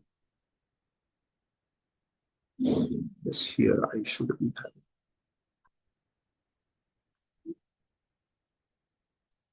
having. This is the question. So students, this is another example on EOQ. Now this is where you will be requiring some calculation, and this will be actually challenging your concepts of what we have understood or not understood in EOQ. Now what is the question saying? From the following details, draw a plan of ABC selective control. Now they have given you the items. These are 1, 2, 3, 4. You can call it as ABCD. So you can say these are the names of the items. So total you have 12 items in store. How much quantity you keep and what is the unit price of these items that is given. Now we have to classify them into ABC. Now this ABC requires that you find out the proportionate value of each item and the proportionate quantity of each item. So for this, I need to do a very deliberate, detailed working. So I will say statement showing material quantity and values. So first is material item. So let us say it is item 1. I have quantity. I'll find out percentage of quantity. Then I'll take value. I'll find out percentage of value. And then here I can put a column of remarks. Now, what I will do is, let us say first is item 1. This item 1 is quantity wise 7,000. Price is 5. So value wise it will be 35,000. Okay. So quantity is 7,000 units. Value is 35,000 rupees. Similarly for item 2, how much is quantity? Quantity is 24,000 and price is 3. So quantity wise it is 24,000. Price is 3. So the value becomes 72. Now I'll do this working for all items which are given, and then I will take a total of quantity and total of value. So there are total 12 items in your case in this question. So I will take all the 12 items. I'll put down the quantity details. I'll compute the value and put down the value details. I'll find out total quantity and total value.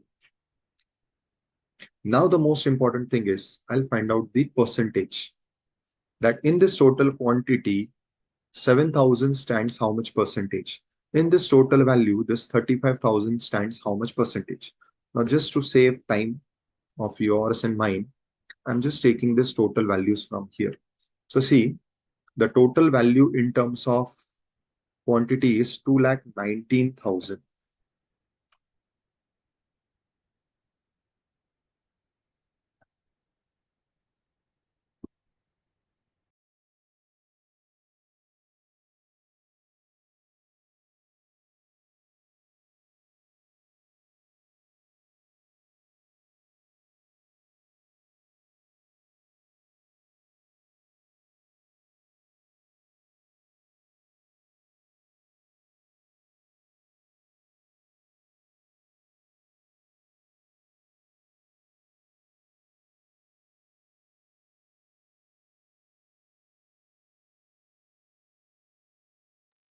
Oh, sorry.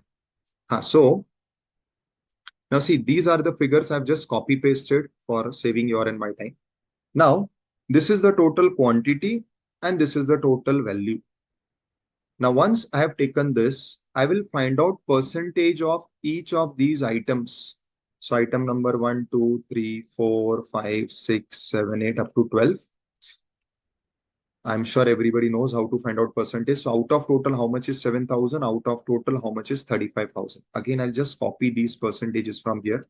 So out of total of 2,19,000, the percentage of 7,000 is 3.19 something. So it is 3.19 something percent. And out of 3557, the percentage of 35,000 comes to some 9%. 9.83. Similarly, if I take item number 2, the percentage is 10 and 20. So 10 point something, 20 point something.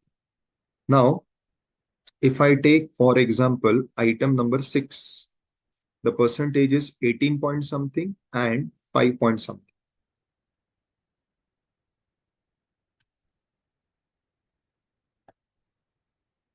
Now, what I want to tell you all from this example is, if you observe this, then in this example, you will find that certain items are such who are quantity wise less, but value wise more. Now, what I'm saying quantity wise less and value wise more is, I have percentage of this, I have percentage of this. Now, comparing to this, the quantity percentage is 3, whereas value is around 3 times of 3, so it is 9. I will categorize this as A because A generally cover those items which are high value items, but comparatively the quantity is less. Come to item number 6. This is exactly contrast. Here, quantity wise it is 18, but value wise it is somewhere 5. I'll categorize this as C. So what I will do is I'll identify those items which are either high in quantity but low in value. I'll put it them as C, or vice versa, which are low in quantity but high in value. I'll put them as A. Then after identifying these items, let us say I get 2, 3 A's. I'll get 4, 5 C's, right? I'll start making a total of them. Whatever A's I have got, I'll take a value total. Once this total exceeds around 45%, I will stop putting items as A. Similarly, I'll make a total of item C's, which percentage? Quantity percentage. Once this also exceeds some 45-50%, I will stop putting items as C. And then leftover items, I will term as B. Now see, this is a very judgmental process. Maybe your and my answer will be different with 2-3 items. 2-3 items you may have classified as C, I may have classified as B, I may have classified as B, somebody has classified as A. That much is okay. There is no problem at all because as I mentioned, different authors have even given different range of percentages. So that much part of this is judgmental. Your answer will be given full marks, but this is the basic ideology or concept of classifying the items into ABC. This is what I wanted to explain you with this example. So this is how you classify them. Now here they have adopted a different approach. They have given them ranking. Now what is their ideology of ranking? See, what they have given as rank 1 is that item which is very low in terms of quantity. You'll see quantity wise the percentage is 5, but at the same time value wise it is 22. So it is around 4 times. The ratio of quantity to value percentage is 4 times. This is what they have given as ranking as 1. Correct? Similarly, what they have given ranking as 2 is 10 and 20. So nearly it is double. Maybe ranking of 3 is 17 and 16. Now this personally I do not agree to this, why this is put as ranking number 3. If I am in that person's place, maybe I'll use this as ranking number 3. Now see, this is where judgmentally we may differ. Now what they have done, all ranking 1 items they have added up to find out what total we are getting. So once their total of percentage crosses 45-50, they will stop over there. That many ranking items, they will call it as A. The next is I will make total of items in C category. But here which total I will see? I will see the total of quantity. Where it exceeds 45, I will stop there. I'll call it as C. And the remaining items, whatever are left out, I will classify it as B. So this is how this particular activity is done. I just pray that this question should not come in your exams for the simple reason, not because it is difficult. In fact, it is a very easy thing. Slightly, as I said, there would be difference in answers because of judgment. But the problem is it will consume a lot of time and it won't be given weightage of more than 6 to 8 marks. So this is what is the ideology or concept of ABC analysis. I hope everybody has understood thoroughly what is the concept and idea of ABC. Anybody has any questions with ABC concepts, please feel free to ask.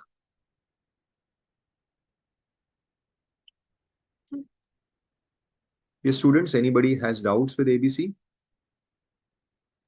Sir, while categorizing, we saw in A category, if the total aggregate percentage was more than 45, then we categorized it as A. No. One second.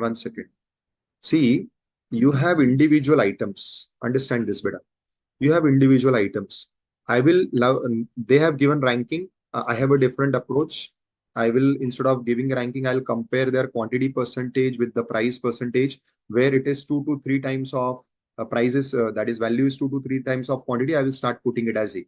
So I will put 2-3 items as A, and I will make a total of their value percentage of these 3 items, which I have put as A. I will make a total of this plus this plus this. Once the total of the percentage of their value is exceeding 45, I will stop giving them as category A. Similarly, I will put category C to those items where the situation is exactly vice versa. Quantity wise, they are high, but value wise, they are low. Like this example of item number 6, where percentage wise it is 5 point something, but it is virtually more than 3 times the quantity percentage.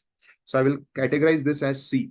I will identify such items where value percentage is less and quantity percentage comparatively is 2 times or 3 times. I will start categorizing them as C. And again, I'll make a total of which percentage? Total of their percentage of quantities. Now, once that percentage exceeds 45-50, I will stop naming them as C. And then whatever columns are left out, items are left out, I'll name it as B. This is what I'm saying, Veda. Okay, sir. Got it. Yes, Arin. इन दोनों ने मतलब items मतलब units और ना unit cost को multiply करके लिख दिया यस और बेटा, उसका क्योंकि रैंकिंग वैल्यू किया है। तभी आएगा ना, वैल्यू आएगा क्योंकि हमारा कंपैरिजन एक तो यूनिट्स यानी क्वांटिटी का है और दूसरा वैल्यू का है, प्राइस का नहीं। आपको वैल्यू निकालना है, प्राइस नहीं निकालना। तो वैल्यू कैसे आएगा? Value is quantity multiplied by price. Fine बेटा? Okay sir. Okay.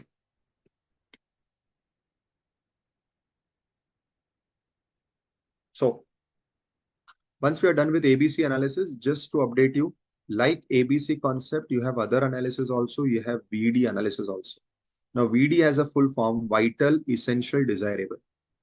In case of VD, vital are those items which are very, very important for your work. So like in this case, wheat flour, rice, dal, salt, these are all those items which are vital, because without that, no cooking can happen. Vegetables. Whereas D is what? Desirable. Desirable means it may or may not be there, still you can work. So kesar, elaichi, all these are desirable items. And E are essential means what? They are not so important as vital, but still they are important, like oil. You need oil for cooking. You need some other basic spices like mirchi powder and all, because they are essential. They may not be vital. At times you may cook even without putting mirchi powder, but salt is vital and mirchi powder and others are essential. And kesar and all are desirable. They may or may not happen.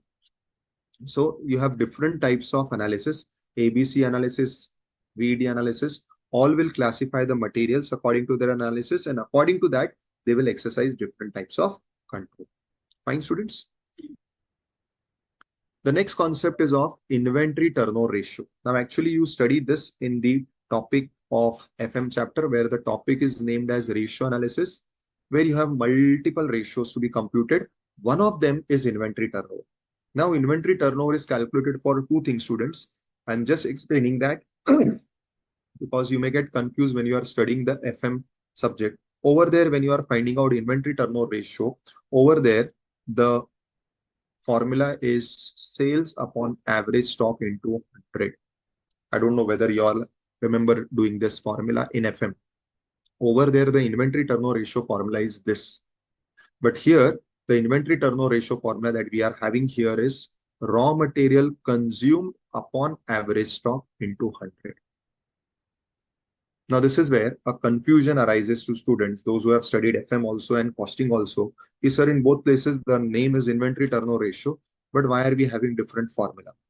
Obviously, you can learn an answer and you will get marks, but still you should know the difference. So for this, let me first explain you what is the meaning of turnover. First thing, when we say turnover, many times people believe it is sales. Answer is no. When we say turnover, it does not mean sales only. Please understand and remember this. In accounts, turnover is deemed to be represented by sales. That is why we have got this terminology that sales means turnover or turnover means sales. Then what is exactly turnover? Pay attention. This is turnover, turnover, turnover, turnover. So what it means? Turnover means movement. Like normally we ask someone, business कैसा चल रहा है? We ask कैसा चल रहा है. So I'm asking, bhai, what is the movement of your business? Now, if you have to inform anybody your movement, what you will say? भाई मेरा दिन का गल्ला इतने का है, मेरा महीने का गल्ला इतने का है. So we are basically telling them the movement of our business in terms of the quantum of sales. So that is why in accounts, whenever we say turnover, we mean sales. But that is not the only thing, because turnover is a generic word which means movement. Movement of business is sales. Similarly, here I'm asking movement of inventory, that is stock. Now, what is the meaning of movement of inventory? You purchase stock, it gets consumed. You purchase, it gets consumed. You purchase, it gets consumed. You purchase, it gets consumed. So this is movement of inventory, which is calculated by this formula. Now you find out raw material consumed. I'm sure you'll know the formula of raw material consumed. It is opening raw material stock plus purchases minus closing raw material stock. This gives raw material consumed.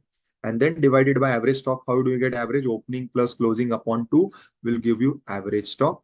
This into 100 will give you a percentage. But here we do not calculate it in terms of percentage. We calculate it as a ratio. So if you want percentage, you multiply it by 100. But if you don't want percentage, you want a ratio, you don't multiply it by 100. Now let us say, whatever are the figures of this, let us say RMC is 10,000 units and my average stock is 2,000 units. It means in the whole year, I have consumed material which is 10,000 and my average stock opening plus closing upon 2 gives me 2,000. It means my answer is 5. Again, I've always say that use the right denomination. What is the denomination for this? I will say 5 times. Now somebody will ask, sir, what is 5 times, or why are you calling it as times? I'll explain. See, what is average stock? 2000. It is the average quantity that you are storing in your godown any point of time. That is what is average stock. So any point of time your godown has 2000. Now this 2000 will get consumed over a period and you will buy more quantity. This is one cycle. Again, that 2000 will get consumed, you will buy more quantity. Again, it will get consumed by more quantity. How many times this 2000 stock will rotate so that you consume total 10,000? This is 5 times. So 2000 consume, 2000 consume, 2000 consume. So this stock of 2000 is getting rotated because of purchase consumption, purchase consumption, purchase consumption. How many times during the year? 5 times. So I will say, okay, my raw material inventory turnover ratio is 5 times. But in FM subject, you follow this formula for inventory turnover because over there, they are finding out inventory turnover of finished goods. Like how you have raw material consumed, that is the total raw material which is used throughout the year. In the same fashion, total finished goods which are sold throughout the year upon average stock. So let us say average stock you are holding of rupees 2 lakhs and your annual sales is, let us say, 1 crore. So annual sales is 1 crore. Average stock you hold is of 2 lakhs. Now here you get the figure as 50. So I say it is 50 times. What is 50 times? My finished good stock has rotated 50 times. I've produced, it got sold. I've produced, it got sold. I've produced, it got sold. I've produced, it got sold. How many times? 50 times. So this is what is the logic, ideology of inventory turnover ratio. Here we are computing it for material because we are solving materials chapter. So the formula is RMC upon average stock. In your final accounts, in the numerator, either they take sales or they take cost of goods sold, whatever is given in the question, divided by average stock. They are doing it for finished goods. This is the difference why you have different formula. Students, I hope I have made this concept also clear. If you have understood this, then finding out inventory turnover is very easy. So in this case, there are 2 materials given. So you'll have 2 inventory turnover ratios. Just give me the answers. Yes, Swati, you are right. So give me answer for question number 34.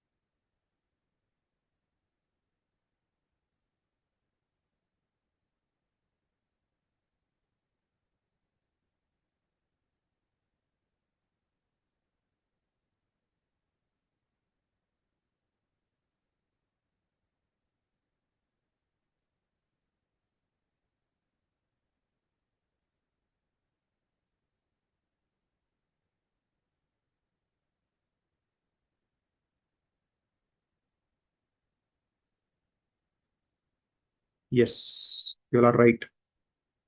So it is 7 times 2.5 times. Now this is what is the inventory turnover ratio. Now they are also asking put forward your comments. Now what are the comments? The comments are that the material which is having a higher inventory turnover ratio is a fast moving.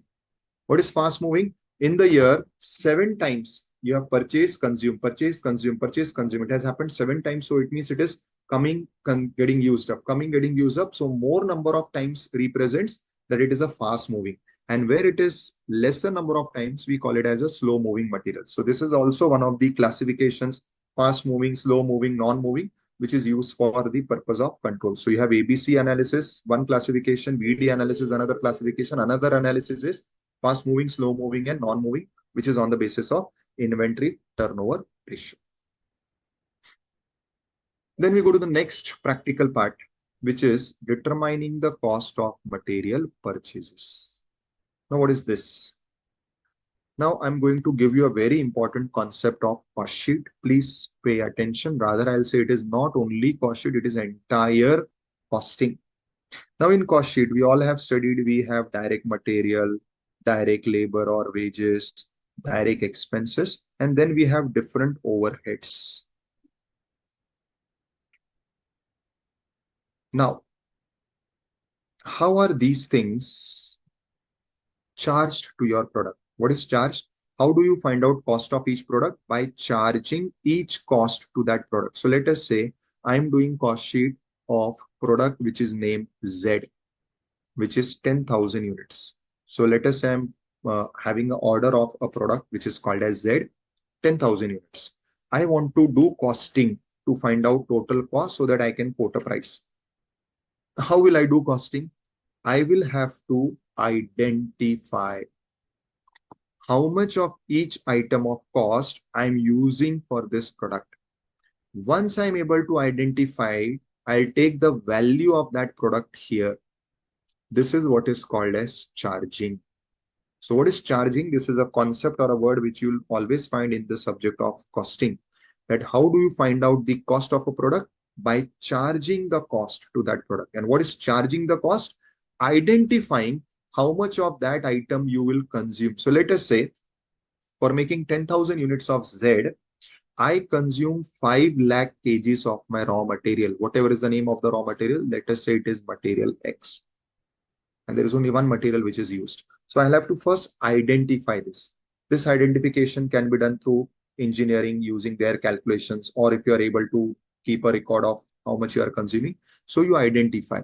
So I identify that I consume 5 lakh kgs for making this order of Z. Now, once I multiplied by the price of this material, I'll get the total cost of material consumed for this product Z, 10,000 units. This whole process becomes charging, by which I find out cost of material consumed. Same thing, when I go to labor, I will find out how much hours will be required. So I get to know 5,100 hours would be required for producing this product of skilled labor. Again, I multiplied by the price. What I have done is found out total labor cost, and this whole process becomes charging. Now, once I start finding out total cost of each element by this process of identifying the quantity, multiplying it by the price, what I have done is charging. Charging means finding out cost of each element and making a total will give me my total cost. This is, in simple words, costing. Now, in this whole process, this first step of identifying the quantity, I also call it as the base, which may be different for each item. For material, it may be the material quantity. For labor, it may be labor hours. For overheads, it may be different base depending upon the nature of overheads. So many things. Base, and the other is this. Now, what is this? This is called as your charging price. The price at which you will charge that material, that labor, etc. What is charging price? This is what is our discussion now. And this charging price is calculated in each element. You study material chapter, you calculate charging price. You study labor chapter, you calculate charging price. So what is charging price? It is the price by which I will multiply the quantity to find out my total material cost. This is the price by which I'll multiply the labor hours to find out total labor cost. This is the price at which that cost is charged. That cost is allocated to the product. This is charging price. Now, how to find out the charging price? There is a mother formula. Mother means it is applicable to everyone common. In the numerator, you take the total cost. And in the denominator, you take the base. Base is the quantity or the hours minus the normal loss in that quantity or hours. By doing this, you will get the charging price. Now, if somebody wants to understand this, let me take you to material chapter, what we are discussing. In the numerator, I'll take the total cost, which is my purchase cost of material. But purchase cost is not the only cost. I may have incurred traveling, transportation, which is the freight and carriage. I may have incurred loading, unloading. I may have incurred packaging. These are my different costs which I've incurred for that raw material. Costing says take a total of all costs which I've incurred for that particular element. What is that element? Raw material. So raw material I'm bringing, but it is not the only purchase cost. It is all these costs. Now in this, they may be adding some taxes like customs, like GST, but we all know that for all GST, generally you get the input tax credit. So you will take only the net of the cost. It means the taxes which you are paying minus the taxes for which credit is available. So in short, only those taxes would be added for which credit is not available. Then if there is any special offer or discount, you will deduct that. So this becomes your numerator. Now in the denominator, let us say the quantity of material for which I have taken all these costs is 1 lakh kgs. So the numerator cost is of 1 lakh kgs, which I have ordered. But I know that during transport, during loading, unloading, there would be around 5% loss of material during transportation, during handling, during storage. So I know that whatever cost I have spent, which is for 1 lakh, because 1 lakh I have ordered and purchased, effectively I will get only 95,000 to use. This is expected. This is my normal loss. So the principle of costing says in the numerator, take the total cost, which means not only the basic, but all relevant costs. And in the denominator, take the base. So the base for material is quantity. If the same would have been labor, I would have taken labor hours and minus the normal idle time, which is the normal loss of labor, right? See, this is the mother formula of costing. In every chapter, this formula will only change by taking the words of that chapter. Like for material, I will say purchase cost, traveling cost. For labor, I will say basic salary, allowances, perquisite. Only the names will change, but the concept or the mother formula remains same.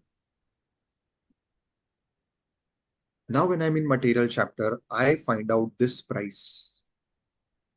When I'm in labor chapter, again, I find out this price. And this is the charging price, which I will be using here whenever I'm doing costing and I'm charging material cost, I'll be using this price.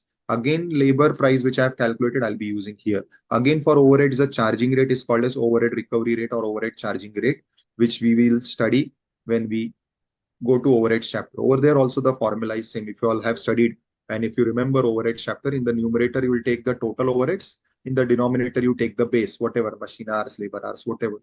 Logic is same because mother formula applies to all chapters commonly. That is why it is mother formula. Now, when I'm talking particularly about material chapter, I have found out this price, which is my charging price. Let us say it comes to rupees 26 per kg. So 20 per kg was my purchase cost, and then all these expenses added minus discount and adjusting normal loss, my price comes to be 26. Obviously, it will be more than my purchase price because it includes so many costs, and also it is after adjusting the normal loss, right? Just to update you all students, in case this normal loss is saleable and you get some scrap value, so the numerator will be also adjusted with the scrap value of this normal loss. Now, this will happen only in case of material. There will be no scrap value for labor and overheads because those are non-tangible cost. But for material, since you have tangible loss in terms of some material quantity, You can, if you can sell it, then in the numerator, you'll adjust here the scrap value of normal loss, but this will happen only in material. Fine. Now, this price which I have calculated is my price at the time of receipt. Receipt means at the time when I have received the material. Now, material is the only component which can be stored. Labor and overheads cannot be stored. So for labor and overheads, you will have only one charging price. But for material, we calculate the charging price in two stages. My first stage is the price which is calculated at the time when the material quantity is received or when I'm ordering it and bringing it to my factory. But I have to recompute this charging price again, which will be at the time of issue of material or consumption of material. Now somebody will ask me, sir, ye kya hai? Then I'll tell you, beta, you already know this. I'm just explaining you the conceptual part. Now I'll tell you how or where you have done this. So right in your foundation, you have done a working where you have prepared a table like this. Quantity, price, value, quantity, price, value, quantity, price, value. Right? And then you had the date. So date is 1st of, let us say, October 2024. You have some opening balance of 1000 at the rate of 24, you have value. Then it comes, yes, you are right, FIFO-LIFO. Yes, this is how we remember. We call it as FIFO-LIFO sums. You're right. But it is not only FIFO-LIFO, it is also charging. How I'll tell you. 5th October 24, you buy this quantity you have bought, right? So this material comes to you. How much material is coming? 95,000. I'm assuming there is no abnormal loss. So 95,000 material is coming. And what is the landed price or what is the price at the time of receipt? It is, yes, beta. Anmol, you're right. This is the store's ledger. Now you all are getting the actual link, but I'm explaining you from the perspective of charging. Now, this is the 26 price which I've got here when I did the calculation of material price at the time of receipt. So last year, what was purchased and lying in stock? That costed me 24. Now I have purchased this. Again, let us say on 10th October, again, I have purchased one more lot where I have received 75,000 and this has costed me 27. Now, after this, on 12th of October, on 15th of October, I'm consuming it for this product Z. Sorry, Z. Then here I'm consuming it for another product, let us say me. How much I'm consuming? Here I'm consuming 60,000. Here I'm consuming 36,000.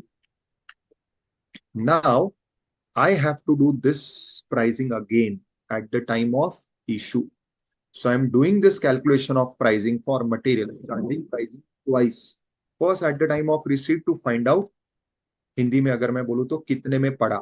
Last year 24 में पड़ा था, अभी starting में 26 में पड़ा, वापस आया तो 27 में पड़ा. पड़ा means what is the final price at which this material has landed, and that is by this working which I have called as the mother formula applicable to entire costing. So numerator total cost made up of all components, adjusting discount, etc. Denominator your base quantity hours whatever minus the normal loss. So your normal hours available, normal quantity available. So total cost upon normal available gives you the price, charging price.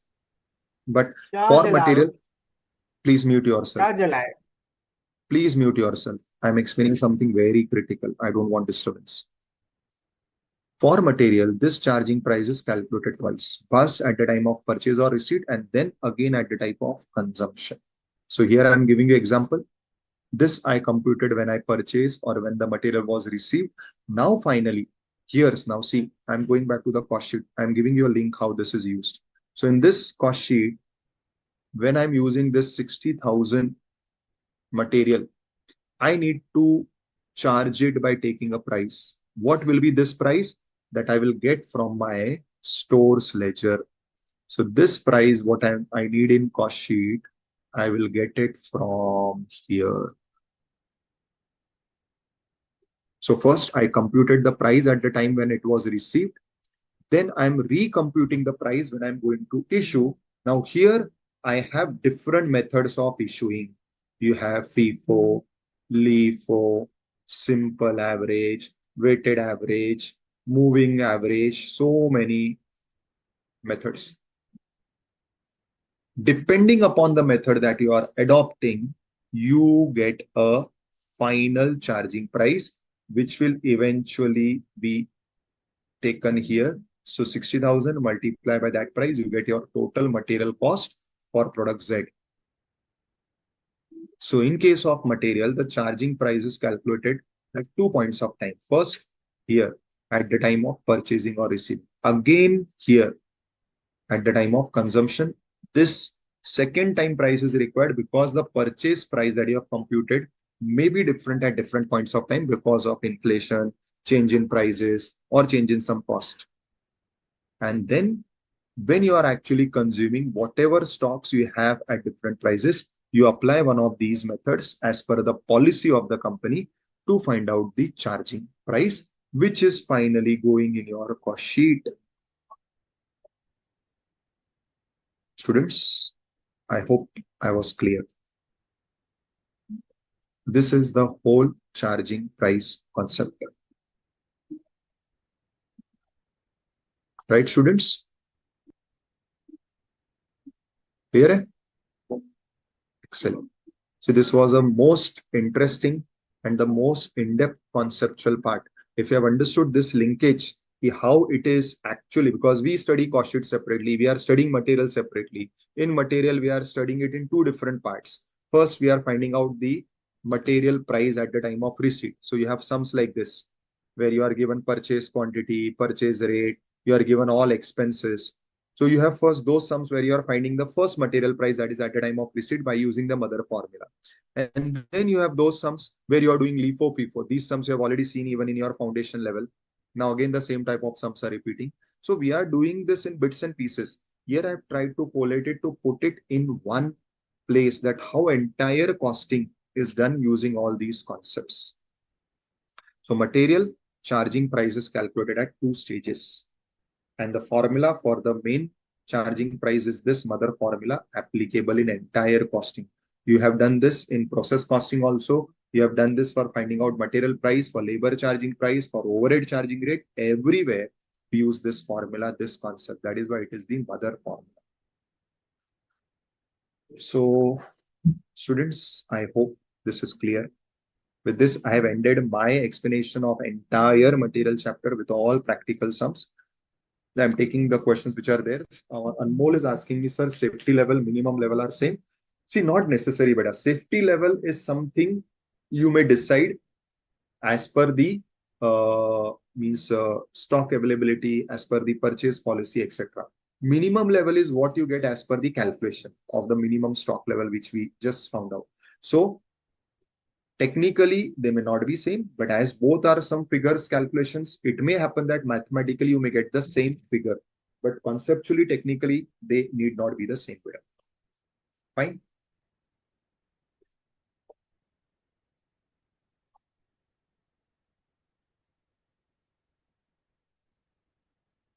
Any further questions, students? No? Excellent. So with this, I would close today's session. I'm sure in these two sessions, we covered all different varieties and all different types of adjustments, and all concepts in material are done. Fine. So let us meet again. Yes. Thank you, Om. Thank you all. Ayushi, Kavita, Balaji, for being participative, Arin, so that we could make the session more engaging and discussing. Thank you. Let us catch up again for the next class. Study well. Take care.